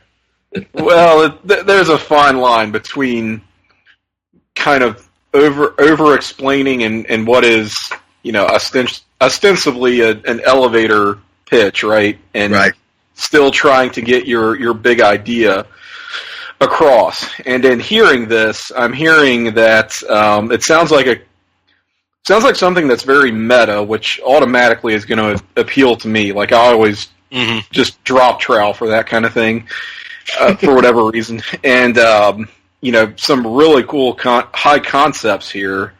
And, I mean, you can't really redo your pitches at this point. And I'm not even saying necessarily I would, but this is something that absolutely does speak to me. And in a world with unlimited funds, resources, and pulls, I'd totally be on board with your universe. Well, thank you. Yeah. Open it up to any more questions. I just want to say real quick, Mitch's top titles were Titans, Blue Beetle, Green Arrow, and Challengers of the Fantastic. His bottom title was The Fantastic Four, proving once and for all that nobody cares about the Fantastic Four. Well, yeah, you kind of pulled one of those, one of the FF kind of related titles. You pulled Challengers of the Fantastic. Similar to what Jenny said earlier, Fantastic Four for me was an attempt to use a different voice. I had so many that are in the same voice. I could see myself announcer voice reading a lot of my own pitches, and I wanted to try to come up with something that had a different tone, that had kind of that romantic, nicey nice stuff going on in it, that, as you can say just by the way I'm saying it, is not me. So I tried. I might not have quite got there. Did you plan Matter Eater Lad as an ongoing, as a miniseries, as a one shot? How long did you envision the hashtag Tinsel ate it going along? God, it took us that long. We are an hour and a half into this podcast, and that's the first time somebody has said that, and that is shocking to me. I just got to say, man, your persistence with that hashtag was something of legend. Yeah. So well, isn't that what hashtags are supposed to do? And it worked. I pulled it. I got to tell you, I was kind of sold on it just for him having Scotty Young doing something like this because it seems like something he would do. So I was just curious, how long did you envision this title going on? I had at least the first story arc put out, which would probably be a 12-issue type thing, until the involvement of the politics aspect. Whether or not it would go on after that, I guess would depend on sales, which sound like they didn't do that great. So maybe it gets 6 issues. They were middling. They were middling sales. I'll put it that way. It could do well in trades. Let's see. It's probably that kind of. I mean, Mitch, when you're talking about like baiting us, you're with your eating everything here, you missed an opportunity to bait me here. So I'm just gonna say, like, next time, try harder. Wow. So to speak, huh? Uh-huh. Yes, No ass was eaten in the production of this time. Ass was eaten in the production that's what of I'm saying. Pimble. Like, I mean, also, you might have had me at Ass Eater Lad. So he's a YouTube star. I do have to try to keep it PG. Yeah, he's not a YouPorn star yet. Well, yes, he's not. I'm saying though. Sounds like Tim played everything but ass. Well, I'm a sucker for the book because I don't know that I've ever seen in the whole time we've been doing the draft a pitch that's more relatable to me as a person than a book about somebody that just can't stop eating. Well, and we're setting up intercompany crossovers between Tenzel and Squirrel Girl. That's true. Exactly. That's true. That's true. Yes. Everybody made the intrigued JR noise at the same time, which was a little off-putting. But so let me ask you this, Mitch.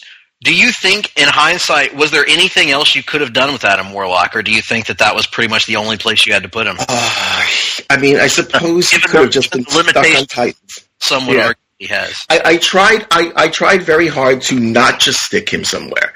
There actually ended up being a couple of characters, Iron Fist, that I found that I really had plans for that didn't work anywhere, and they got stuck into a team book. And since he was a Bizarro round pick, I tried very hard to not just do that to him, to actually put him somewhere and make him more featured, because I know that was important, at least to us, to show that we could roll with those punches. I do feel I'm particularly proud of my usage of some of the other ones that I got forced on that way, but he was definitely the one that I got stuck with. I would have probably tried to describe it better, if nothing else. I don't think I have another place for him. Well, I was going to say your explanation of your universe actually makes a lot of sense to me, and ties it all together more than maybe I thought from the pitches. Like the idea of it being this giant meta experiment, like Tim said, is really interesting to me, and very creative. But yeah, one of the other things I want to ask you about is, I meant to ask this of all the other people that did group books as well, but what was your thought process in putting together your Justice League or Avengers stand-in? We pretty much all have a Justice League or Avengers stand-in team. What was your thought process on assembling that roster? Because that's turned into one of the hardest parts for me in assembling my character usage every time. Leftovers for me. Sorry. No, it was in some case leftovers. I think Iron Fist and Deadman were the quote-unquote leftovers. Deadman at one point was in Ilyana's book. He was in From Hell, but I had the story condensed down enough that he got left out. And so the two of them were a bit leftovery. Wonder Woman and Shazam were my stand-in for my big two. I just had to have my top female and top male power characters type things like that. Mr. Miracle and Mr. Terrific were absolutely specific picks for storyline reasons. Mr. Terrific doing the atheism thing and having the issue believing with the gods. I really wanted to play that off of Mr. Miracle being a new god, and the whole point of my universe being people having gifts from it. The whole point of the universe is I redid every origin essentially so that they all think they got all their powers from the gods, except for my displaced paranormals. The whole thing with them is that they're crazy because they actually remember. The whole thing, they're crazy because they're the ones who know that this is not the proper universe for them. So I put the people who would be like that over down there, whereas the people who would just be standard soldiers for the most part in one way or another into my Titans. Yeah, I'm rereading Displaced Paranormals right now, and I just now it clicks for me after you said that about your universe. Now I'm having so much remorse now. No, I mean a lot of these were good pitches because I pulled I don't want to say how many, but I pulled several of your books. But yeah, this one, Displaced Paranormals, I don't think was one of them. But now I'm thinking, with my meta knowledge, I probably would have pulled that one, maybe based on, as Tim pointed out, the tendency for me to drop trow at the thoughts of. Right. I always wanted Starman and Crazy Jane. They were on my radar from the beginning. I thought they were fun characters and interesting characters to use. It wasn't until I started trying to think about some of those forced characters, particularly Martian Manhunter, that I started putting the whole concept of the crazy team together, the whole bunch of nut jobs. And it worked out that, again, with the eating theme, that 3 of the 4 of them all had food-related little jokes about them between the Sloppy Joes, the Oreos, pizza. That was clever. Yeah, so. How did now you drafted the blue or purple Starman, right? Prince? No, Tom Keller. No, I'm time displaced. He's Tom Keller. Because that's the point here, is he says he's from the future. So he actually, it's probably where it started, because in JSA, he lives in the asylum. That's where he eats his Sloppy Joes every Thursday, or whatever the hell it is. That's what kind of started this off on this part, is that that was a Jeff Johns way that he translated him, saying that 21st century science couldn't handle his meds, and he has something simple pill that he takes that stops him from being a complete nut job in the 30th century. You should do a podcast. Yeah. It'd probably make more sense than this right now. Now, are Ileana and Danny Moonstar going to figure out that they have history together, that they've kind of done this before? Are they going to become Displaced Paranormals themselves? Well, my culmination from my universe was going to be some sort of incursion type event where eventually everybody starts realizing and doing it. I don't think they're the ones who get it early. For me, the ones who get it early because of the history, because of the way it does it, is Doom and Reed. Mm-hmm. It's challenges the Fantastic as they go through everything else that eventually find something like that, and they start figuring out what the hell is going on. So eventually everybody finds out, but I don't think it plays into their part. They're just trying to depower as many Hell characters as you can. It goes into that concept of Hela and many of the Death characters having power based on the number of souls that they control. So if they start releasing more and more of those souls, they're depowering all those Hell-based characters. I gotcha. And last comment that I have is there was for as much as I have besmirched the Fantastic Four over the years, that was one of my other last titles cut. I did pull Challengers of the Fantastic, but I almost pulled Fantastic Four because I thought if you're going to use the name Fantastic Four, and if you're going to use the objectively terrible character Mr. Fantastic, that's about as fine a way to do it as I can see. So. Excellent work on Challengers and Fantastic Four. Reed was actually one of my regret picks initially, and I found I can use him in that dynamic with Doom towards the end, and it let me go into the Challenge of the Fantastic thing. It also helped me find a good place for Elongated Man. Ralph was my Ben Grimm stand-in, and some of the great work that Chip Zdarsky is doing for Marvel 201 that led into the Fantastic Four stuff right now is really where I had that mannerism of the two of them being such buddies when they were young. And I actually kind of regret not putting Zdarsky on the Fantastic Four book, but I figure Jeff Lemire doing Terrifics right now is essentially writing Fantastic Four. Yep. Right. I was going to make that point too. Pretty ballsy of you to put Mr. Fantastic and Elongated Man in 2 books together. That's really going for it. And yes. But understanding your universe better, I see it more. Yes. I picked one of those books, but I like the concept of the same guys told in different eras. Obviously, because I did that in some of my pitches too. Yeah, well, the joke we had made is that I definitely stretched the 2 of them out. Yes. They could have. I feel like if you were going to do a standalone Jenny Bate book, you could have used both of them as well. Yeah. Agreed. Yeah. Yep. My mind just does not work like Jenny's, I guess. I'm sorry to hear, but you do. Yeah, you're right. I got to say, you kind of lost me with Adam Warlock. But Adam Warlock... That is definitely your fault. Oh! Burn!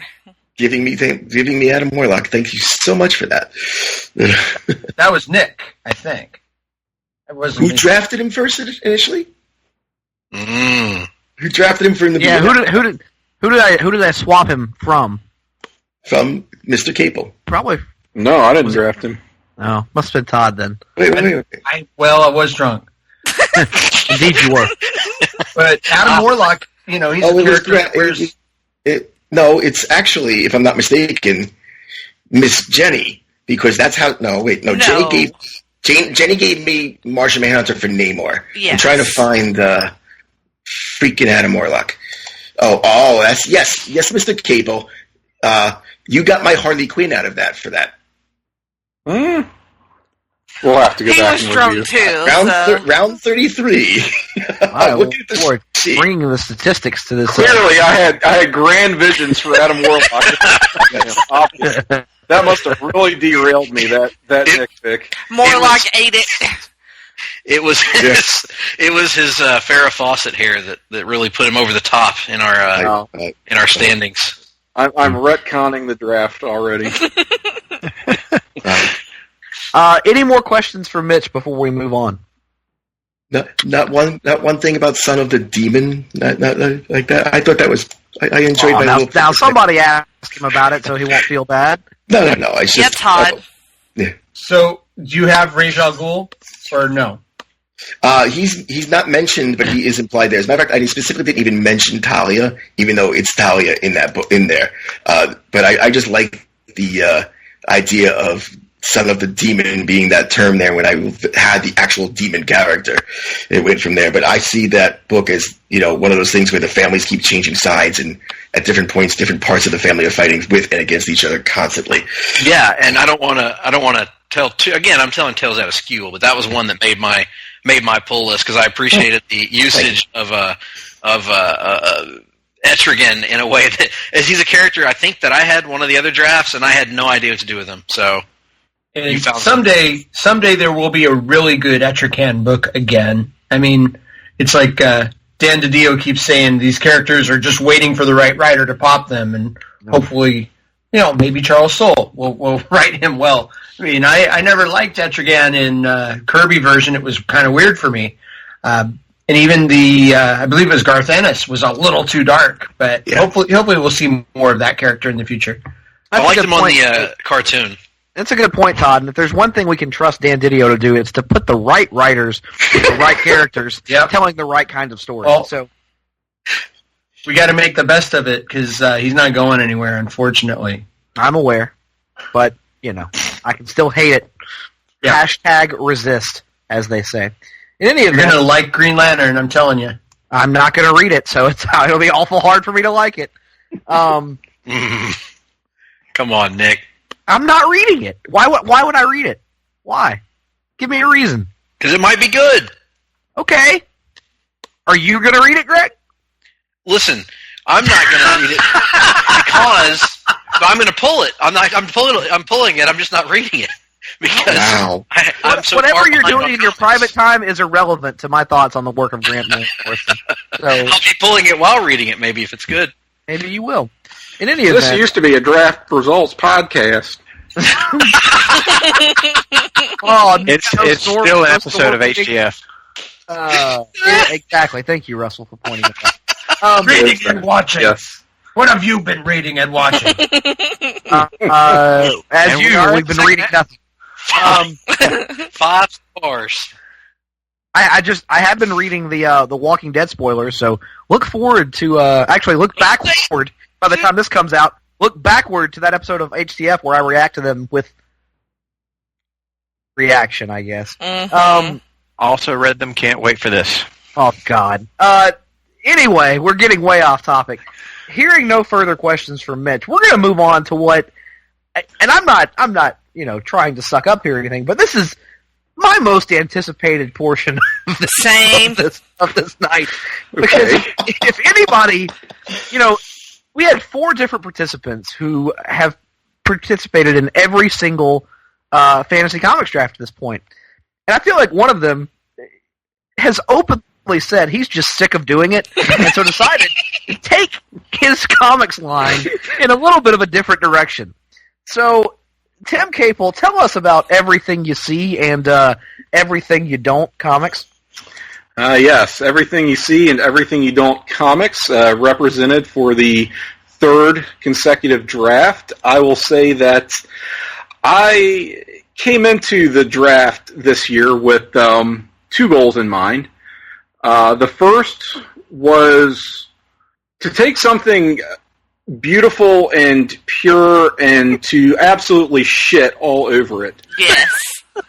And the second goal was just to prove a point. And it's that your fucking draft doesn't matter. And that I would reveal the futility of this godforsaken exercise by just making a mockery of the entire concept. So from the outset, I think you will find that I strategically inoculated myself against defeat, and I did that by just unburdening myself of all attachments going in. Like by doing that, just my victory I felt like was assured. No matter what the results say, that's my kind of moral victory.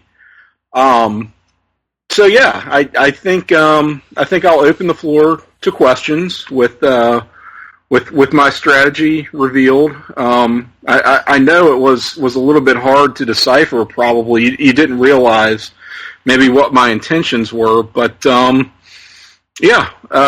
What have you got for me?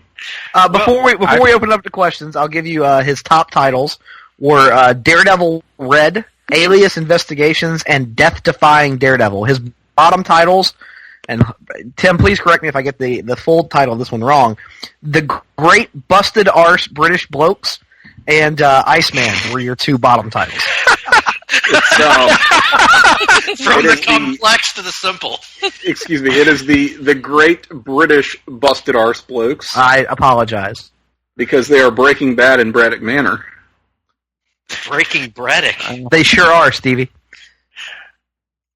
What is your intention with that Hal Jordan book? Just to see if you could get Nick to pull a Dan Slott title? Oh yeah, yeah. Or was it what I think it actually was? Like most of your draft pitches, kind of the antithesis to what other people were doing by trying to bait each other into like pulling these titles. You were trying to see if you could make them hate pull it. Possibly. I really thought that this solicitation was written for Nick Duke. I'm sure he pulled it. And it's an obvious. I did not, sir. In more ways than one. Well, that's your mistake. I mean, I think it's a natural direction to take the character. How can you not do this? I think, the one creative choice that you make with an iconic or kind of long-running character should really come to define them, and they should never, ever, ever be able to escape that. You should just have to always circle back to that. I mean, isn't that what makes comics great? Isn't that why we keep reading? I also want to commend you on one thing this may only be funny to me, but Hands in Fearful Extremities had me cackling for like 10 minutes before I could actually read the rest of the pitch. Okay. Yeah, like I said, I never know one day to the next what's going to make me laugh, but that did it. Well, I'm glad to hear that. I would say that was the most fun to write. Absolutely. I could tell when I was reading it. I was like, this is. I felt obligated to pull that because of the cleverness, the tremendous writing, and just the fun behind it. Because I anticipated the level of joy you were having writing this.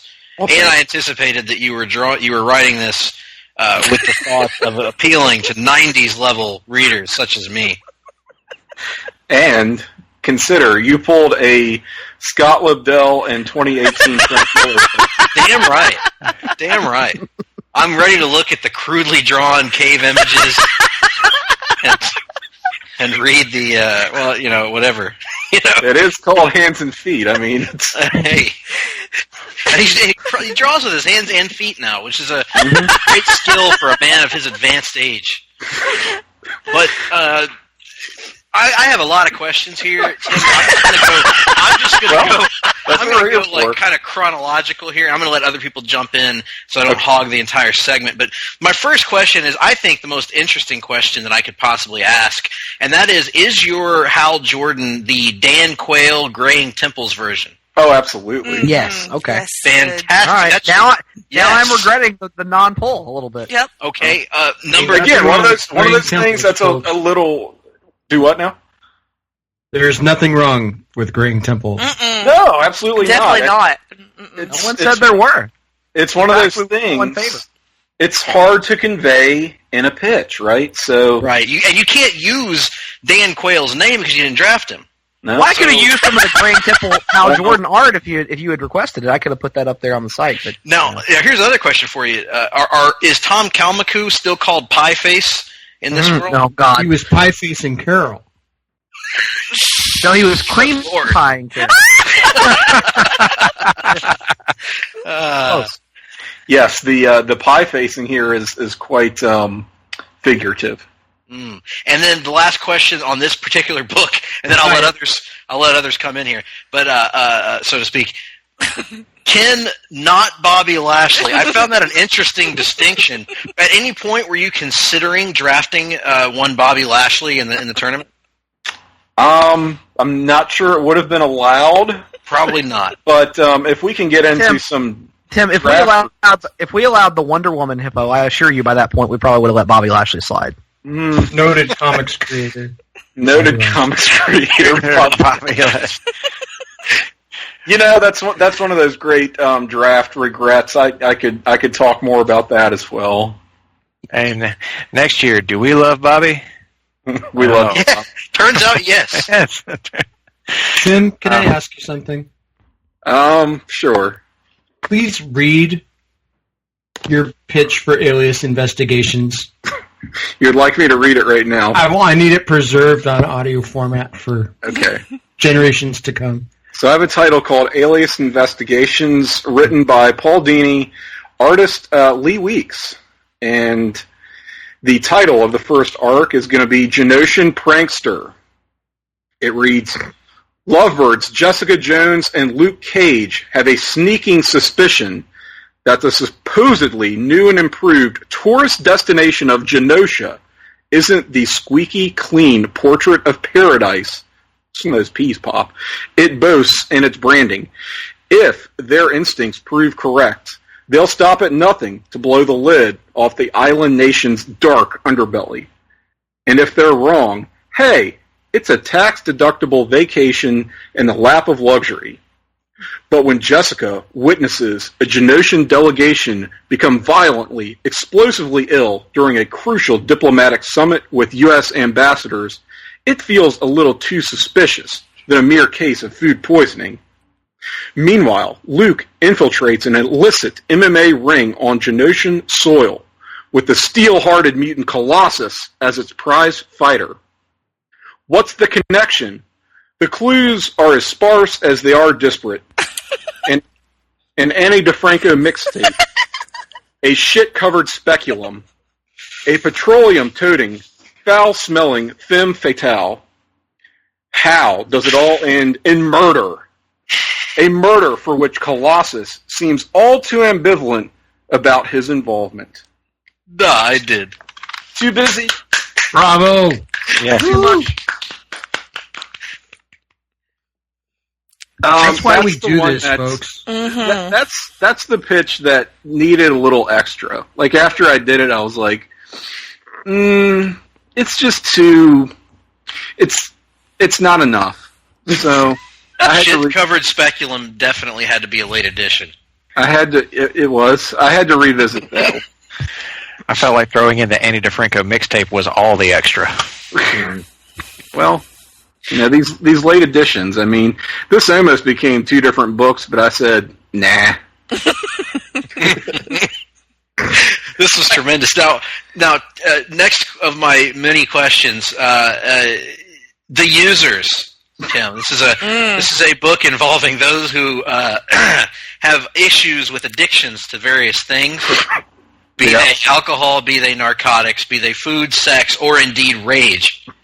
Now, was this a part of your draft strategy as it was to draft characters that had existing addictions, or was this just a happy accident that you happened to draft characters that had addictions? No, it kind of was part of my draft strategy.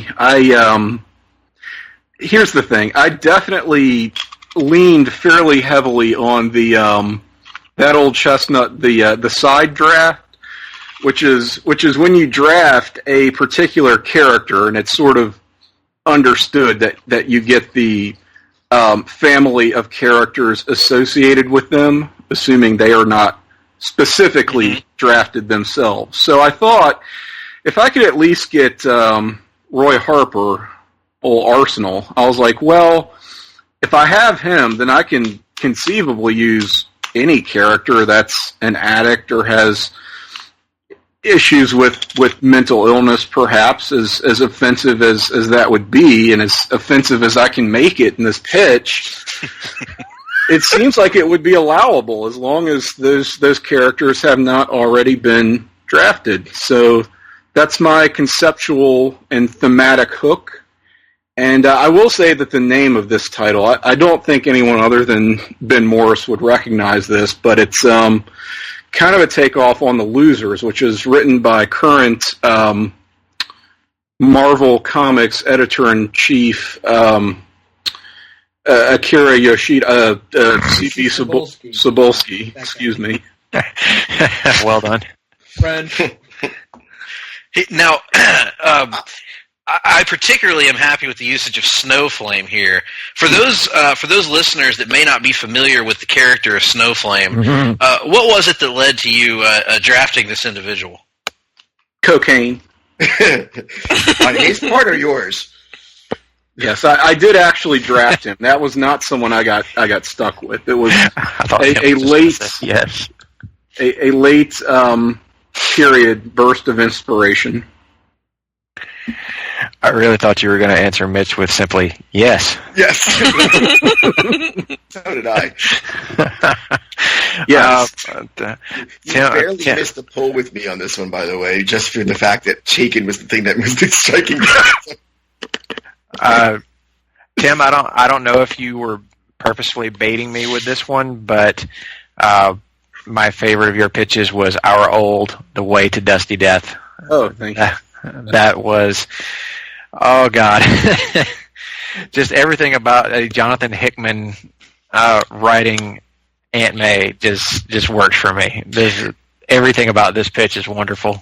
Your usage of Aunt May was akin to when 1985 Frank Miller got his hands on Batman and redefined him for a new era.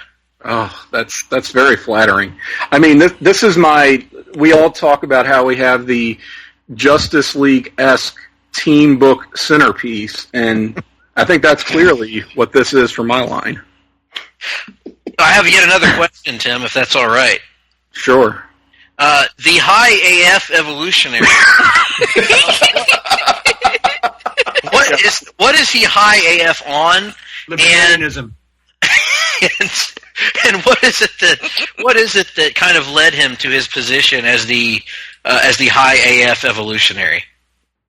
Cocaine. Very good. Or what Todd said. I have an actual genuine question about this. You picked Daredevil first. Mm-hmm. I didn't see where he was in your theme. Is there an intent? Was there a direct intent correlation or intent between him and your concept of absolute garbage? No. So he was actually trying to pick something somewhat real, so I would have maybe a pull or two. So that was an attempt to swerve a little bit. Go fuck yourself, Mitch. Yeah. Ouch.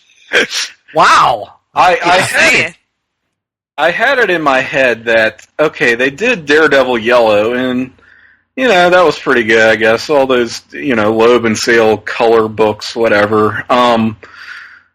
And yet they never did like a Daredevil Red, right? And it's sort of the obvious kind of stupid fantasy booking part of it. So, okay, we'll do that, and that's going to be a semi-legitimate series in this dumpster fire of a line. I do think there's a legitimate that's a legitimate question, because I had a very somewhat similar question, because in the midst of these funny pitches that you were writing, which I thought were great, Daredevil Red and the other Daredevil book, name of which, were legitimately intriguing. Yeah. It's like books that I would actually like legitimately pull in real life if I were somebody that pulled comic books regularly with money, and I thought that was a kind of an interesting swerve from the general comedic tone of the everything you see and everything you don't. Comic book universe. Death-defying Daredevil is a legit great pitch with a killer creative team that would sell. Mike Murdock. Yes, Mike Murdock. I pulled it for that. Awesome.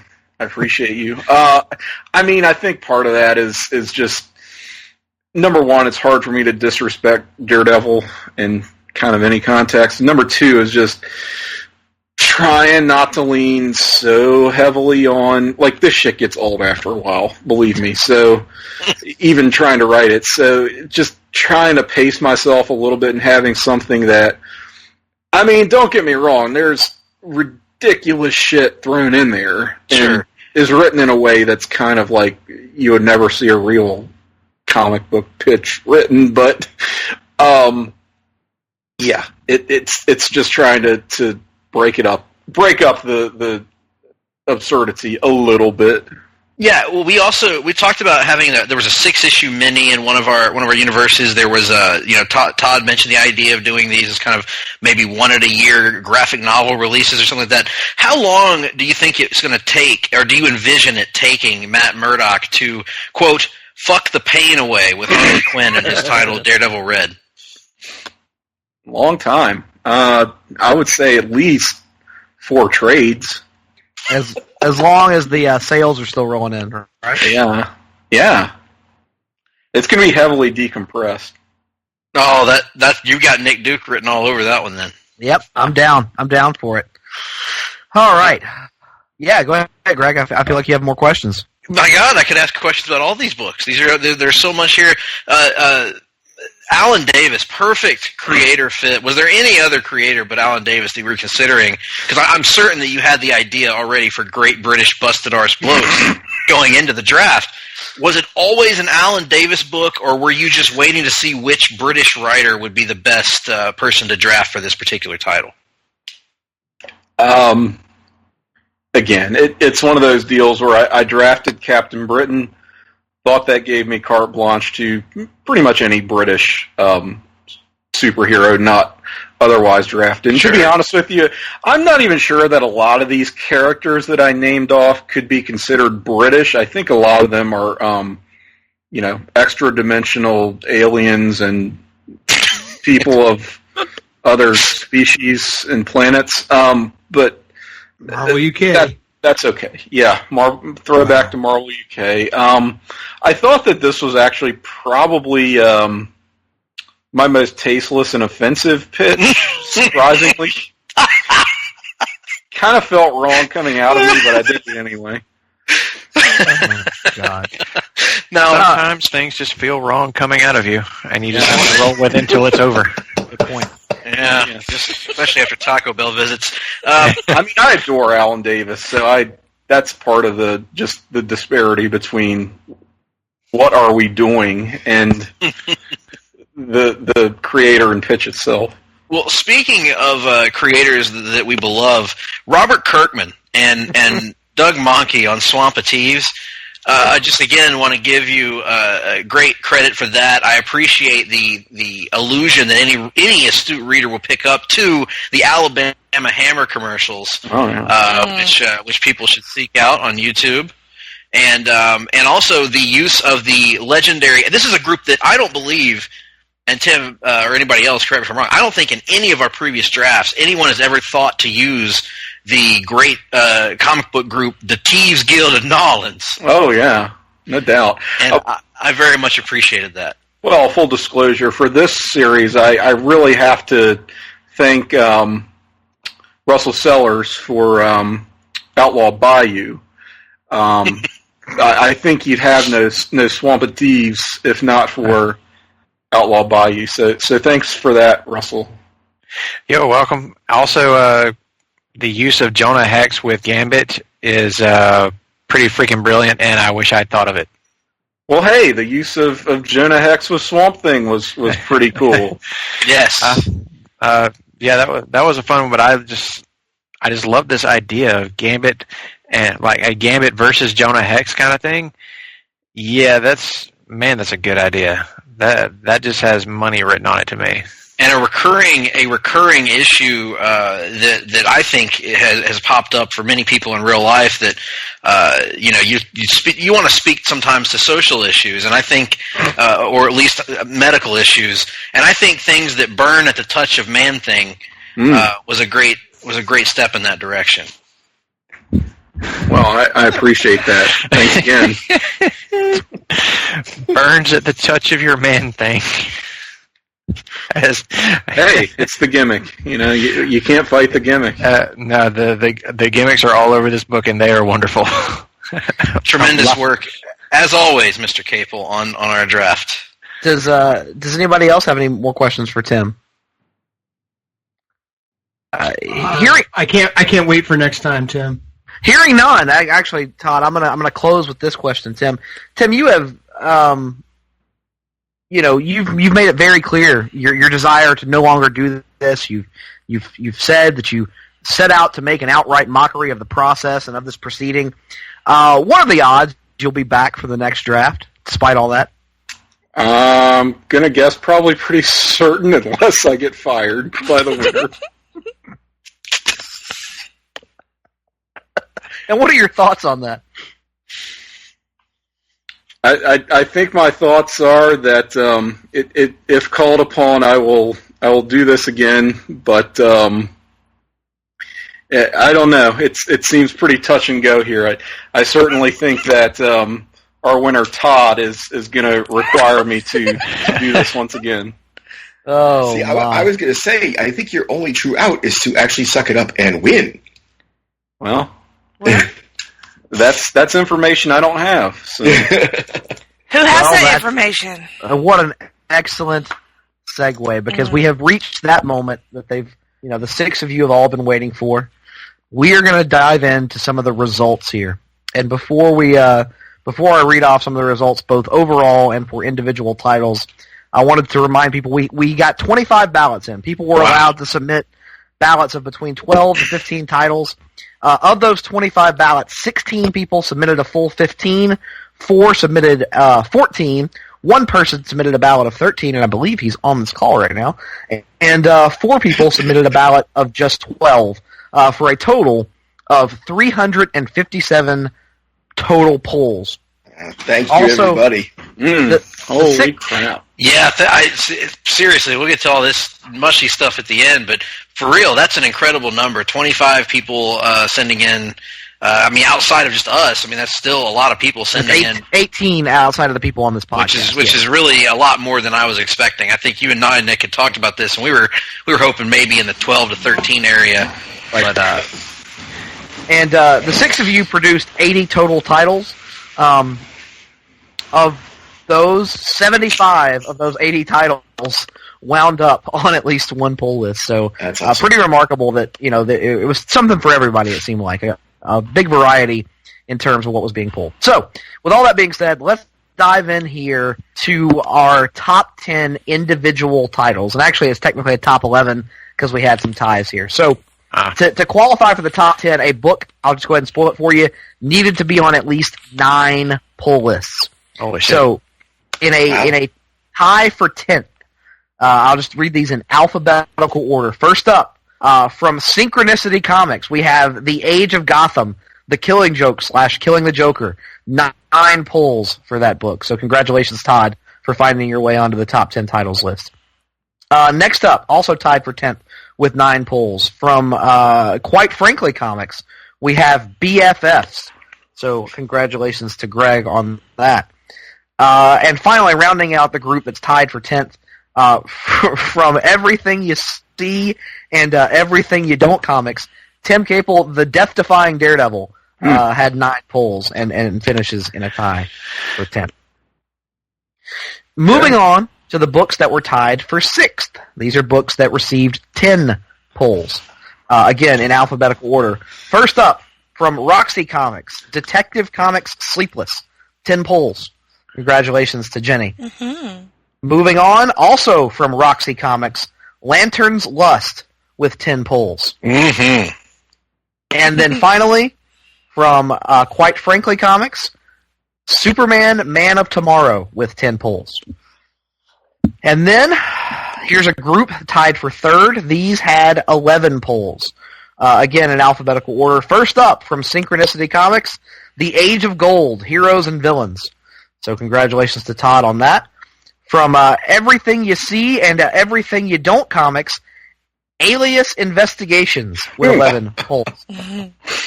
And then finally, from Grimdark Comics with 11 pulls, The Dark Knights. So congratulations to Russell for a high placing. And then finally, our top overall individual title, it came down to a tie between 2 different titles, again in alphabetical order. First up, from Roxy Comics, Cloak and Dagger Separation, 12 pulls. And then finally, from Everything You See and Everything You Don't comics, Daredevil Red with 12 pulls. So congratulations to Tim and Jenny for taking home our top overall, or our top individual titles. Nick, I understand that you had the trophies made, and they'll be sent in the mail. Yes, we will. The check will be in the mail at some point in the near future. We'll have to see when we can get on that. We got to pay our housekeeping bill for the esteemed Ho Ho Loon first, but we'll get there. Yes. All right. And so now it has come. The time has come to reveal our overall final standings. Again, 357 pulls total. So you can use that information to kind of gauge how well you did, I guess, mathematically.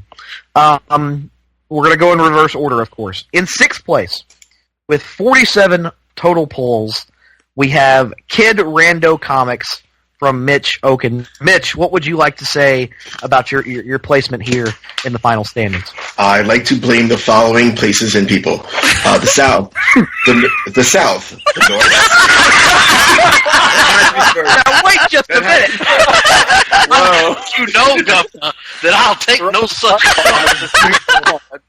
as the only Northerner. So, but my second thing of blame is the North. So, to be fair, Oliver North, Oliver and Company, Three's Company, Three's a Crowd, Timothy Gilligan Capel, Adam freaking Warlock, Prince Adam, that He-Man meme where he sings 4 non-blondes for 10 hours non-straight, Manny Faces, The Faces, especially Rod Stewart, Ben Morse for getting my hopes up, Eddie's Stalkers, Sexism, Racism, The Mexican Caravan, El Guapo and his plethora of pinatas, The Invisible Swordman, Tim again for denying that he drafted Adam Warlock in the first place, Pride, but not the Fall, Pride and Prejudice, and Zombies in general. Thank you. That was an outstanding concession speech. I have to give it up to you, Mitch. Thank you. That was really the bar has been set high for concession speeches. So let's see if our 5th place finisher can follow it with 49 total pulls, edging out Mitch by 2 pulls, 49 to 47. We have Grimdark Comics from Russell Sellers. Russell, how do you feel about your placement here in the final standings? For all of you who voted for my books, thank you very much. That was kind of you. I'm glad that you guys have good taste. For all of you that didn't, especially a certain person who definitely didn't pull anything from my books, you know who you are. I hope all the bad things in life happen to you and to nobody else but you. Fuck you. Just in case that wasn't clear. And no, I don't care if you kick me off of this from here on out, because you can go fuck yourself all day, every day. Because you die. Now, that's a strong follow-up. I have to go put some water in JT Rizzo Mama's dish. Well.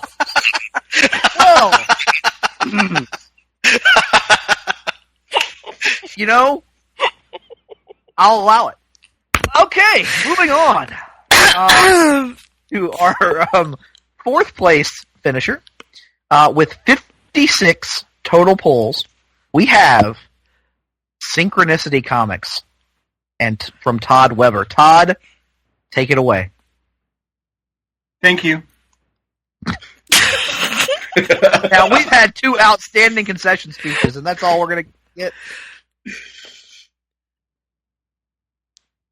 Fair enough. Yes. Need some salt, Todd. We need Savage Todd to make an appearance here in this concession speech area. Moving on to third place with 59 total pulls, edging out Todd by just by 3 pulls for third place. We have Everything You See and Everything You Don't Comics. Tim Capel. Tim, take it away, sir. Oh, okay. Well, as I alluded to before, no matter the outcome of the popular vote, I was always going to win here. Look at where I placed. Just anything ahead of dead last, it validates my thesis that your draft does not matter. This exercise is a fool's errand, and I really just beat you at your own game with the most deliberately atrocious draft picks in recorded history. I'm sorry, what was his total number? 59 total pulls. And if I'm not mistaken, a full 50% of those are the 2 Daredevil books? 21 of those 59 are the 2 Daredevil books. Close. Statisticians can be removed from the... It's nice knowing you folks. The fact is, look, let's face it, I was just that much better at you guys, at doing what you love so much, yet I so very loathe. Because such is my disdain for all of you. And that, ladies and gentlemen, that triumph is so sublimely, satisfyingly sweet, and all along, I was the ill intent. Was that too much? That last part? No, that was perfect. It kind of sounded better. I've been watching a lot of Daredevil. It gets made up more than like 50% of my pulls, so thought I would work it in. Outstanding. There's also a lot of truth to what Tim said, by the way. His disdain. I'm not much of a liar, so his disdain for the draft defied how good his goddamn pitches are every single time. Right. Well, I'll explain why I disagree after you do the top 2. Oh, hey, man. Look, I mean, let's face it. I could sell farts to assholes. I don't doubt that. To all of my competitors, you should really take this as a lesson, and it's a teachable moment. For fellow entrepreneurs out there, like myself, intrepid adventurers, or even, like calculated risk takers, Mavericks, if you will. Spite is such a wonderfully, just powerfully effective motivator. What you want to do is you want to wrap yourself up in that like a warm blanket. I'm telling you, it will never fail you. Just the pettiness, the hatred, the rage. These are tools, and you need to embrace them. You need to allow them to light your way. Don't question if you're doing it for the right reasons and if it's all going to be worth it in the end, because I can assure you, it's in the final analysis, it's worth every salty tear. Another outstanding concession speech. Well done, Tim. Well done. So now we've come to the moment of truth. Only 2 competitors are left. So when I reveal the second place finisher, that will tell you everything you need to know.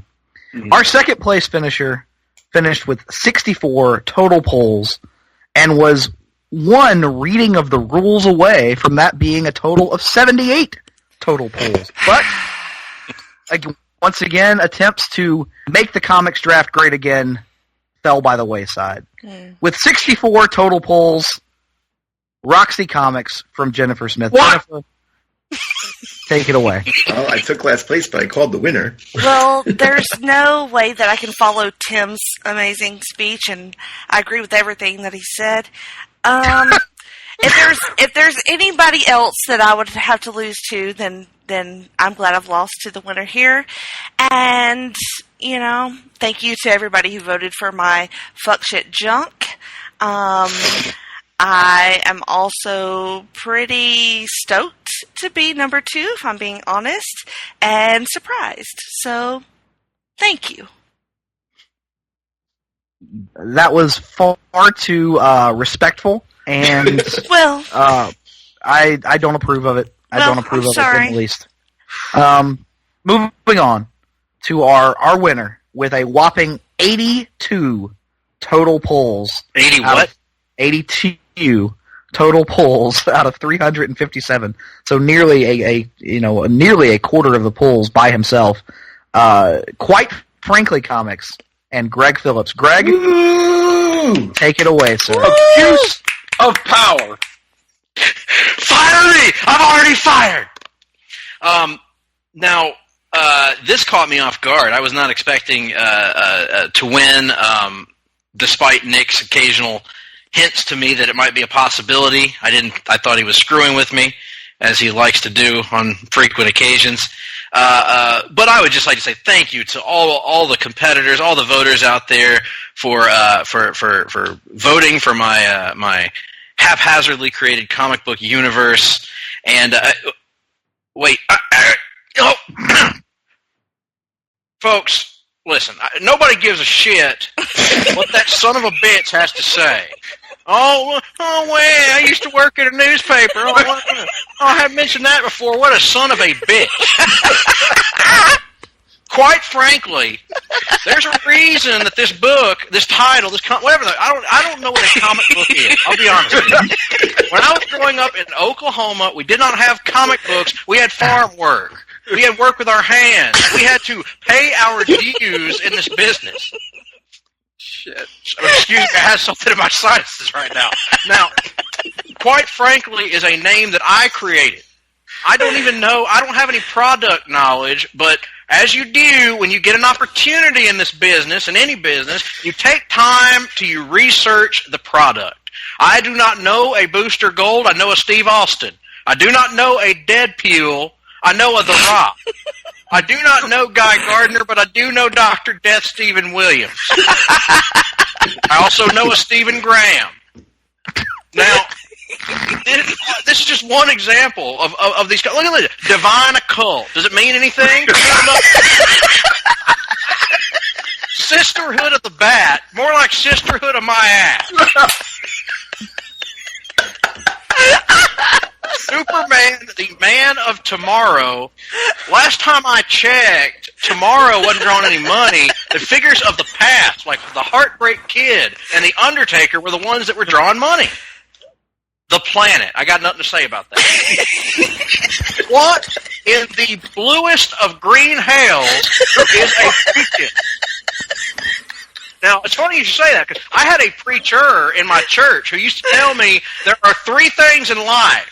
The Father, the Son, and the Danny Hodge.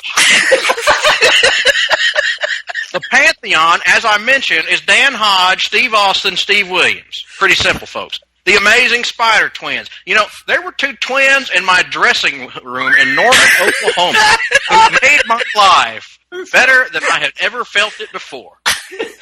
Future Force is a big pile of shit. Thor, Goddess of Thunder, is a pile of doo-doo. Sully's Angels, well, that sounds pretty damn good. Frankly, I like to watch it. The Black Panther, I believe, is Hacksaw Butch Reed. Aquaman, King of Tides. I got nothing. Punisher work. Now, Frank Castle doesn't give a shit. If you don't business, you need to go to another business, quite frankly. Passion is the only thing you cannot teach. And Citizen Lex, well, an industrialist, an inventor, a politician, a billionaire, sounds a lot like a guy I used to work for. A guy with a pretty decent mind for this business. That man's name? Vince McMahon, quite frankly. Now, everybody else on this panel did good work, but quite frankly, there could be only one winner, and I am taking the credit for it. Boomer Sooner! Well, what a run-in. I have no words. There are no words. I think I soiled myself. As we have alluded to in previous comments, Greg's victory means that when it comes time next to engage in this fool's errand of an exercise, as Tim Capel has deemed it, Greg will be our... do this again. I'm ready to do it right now. Oh, God. Greg will serve as our draft master and MC, master of ceremonies, to oversee the proceedings that will see the return of Ho Ho Wow Comics, and thus the crushing of you all beneath my booted heel once more. Thank you all, sincerely, for participating in this, even if it was against your will in some cases. It's been a lot of fun. I thought the pitches were awesome this year. Probably the best collection of pitches we've ever had, honestly. It was good to have some fresh new talent in there in the form of Mitch, and also to have a fresh new approach in there in the form of Tim.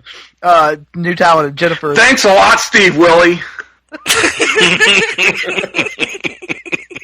Do I need to check Steve Willie's ballot? Do I need to just start reading ballots on air? Is that what's about to happen? No, don't do that. Don't do that? Why not, Jenny? I'm just saying. Nobody needs to know that. Well, I think his ballot was fine. It was his lack of participation in this thing that was the problem. Oh yeah, if he had participated, Tim wouldn't have been part of it. But we would have been robbed of some of the greatest pitches we've ever seen. Agreed. Yeah, that's a fair point. So before we sign off, we will. I'm sorry, Greg, you had something to say? I wanted to piggyback on what, as I often piggyback off of you anyway. I wanted to piggyback on what you just said, and just say genuinely thank you to everyone on this panel. I thanked our listeners for participating earlier, and thank them for all the ballots they sent in. Awesome engagement for this, but thank you guys most of all, because this is by far, believe me, I know, this is the lamest thing we could possibly do as a human being, but you guys humored us, circled the wagons, came in together, and whether you wanted to participate or you didn't, everybody on the panel put out great work, did awesome pitches, did great creative use of these characters. I was inspired reading these pitches when they finally came in, reading all these great creative ideas that everybody has. We have an awesome crew here at PTB and Comics. And I think these pitches really prove that. And I think the responses that we have gotten from people who have participated in this prove that people are laughing or genuinely engaged or thinking about these pitches and having to cut down from massive lists. I got a couple comments from people saying that they had lists as high as 25 to 30 books that they had to cut from.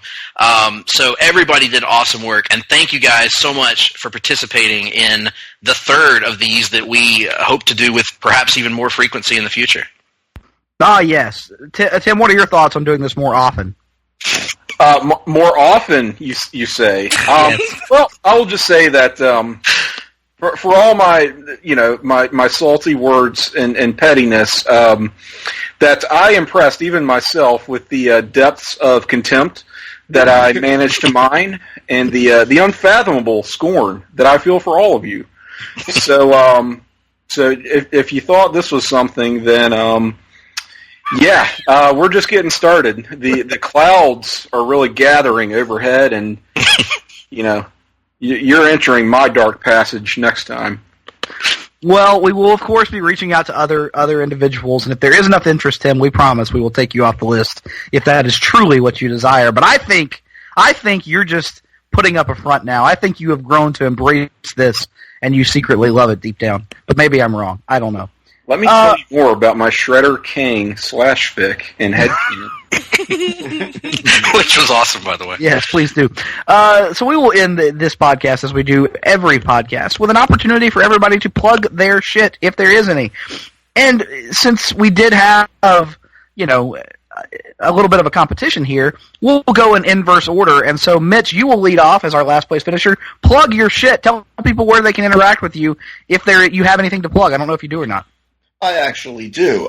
Just also wanted to quickly thank you guys for letting me participate. I I did anticipate coming in last place. I wasn't aware of the stuff, but it was an actual genuine honor, and I am thrilled to be even briefly a member of this Place to Be Nation. So thank you for that. But because of this patch and this scenario, I'd like to think that I have embraced myself into the group a little bit, and I do have something to pitch. Specifically, Mr. Sellers is going to apparently end up on my couch one day as he determines his crisis information. I'll let him give you guys the details, but it'll be an honor to continue my association with you guys in general like that. You can find me on Twitter at Mitch O. It is not Mitch McConnell, Mitch O. And hopefully somewhere down the line, some more appearances. Outstanding. Definitely. Russell. I think a drunk comics history may be in your future. I'm always up for it. As Russell, as our 5th place finisher, plug your shit. It's true. I'm going to wind up on Mitch's futon, potentially going through his comics collection while he's not home, because I have a terrible habit of doing these things. We'll even record it. After this, you may never see me on Place to Be Nation again. Who knows? That little rant may have finally put the final nail in my coffin. At this point, I almost wish it would. So that's a shoot, brother. So anyway, if you actually feel like bothering with it, DC Post Crisis Management will maybe continue. We'll see. And there may be, hey Mitch, if I get fired, there may be an open spot for you on the Marvel Age podcast too. So I don't know what your Marvel history is, but that's not how I would want to go. But yeah, that's another good show that you can potentially find me on. As far as the rest, who knows? I'm never being invited onto another podcast again. So there we go. What about Twitter? I'm sorry. Yeah, nobody. Yeah, nobody cares. But it's just no selling here. At Russell_Sellers if you give a shit. There you go. Folks, this is not on the format sheet. Format? I wasn't given a format. This is real. I don't know what else to say. Todd Weber, plug your shit.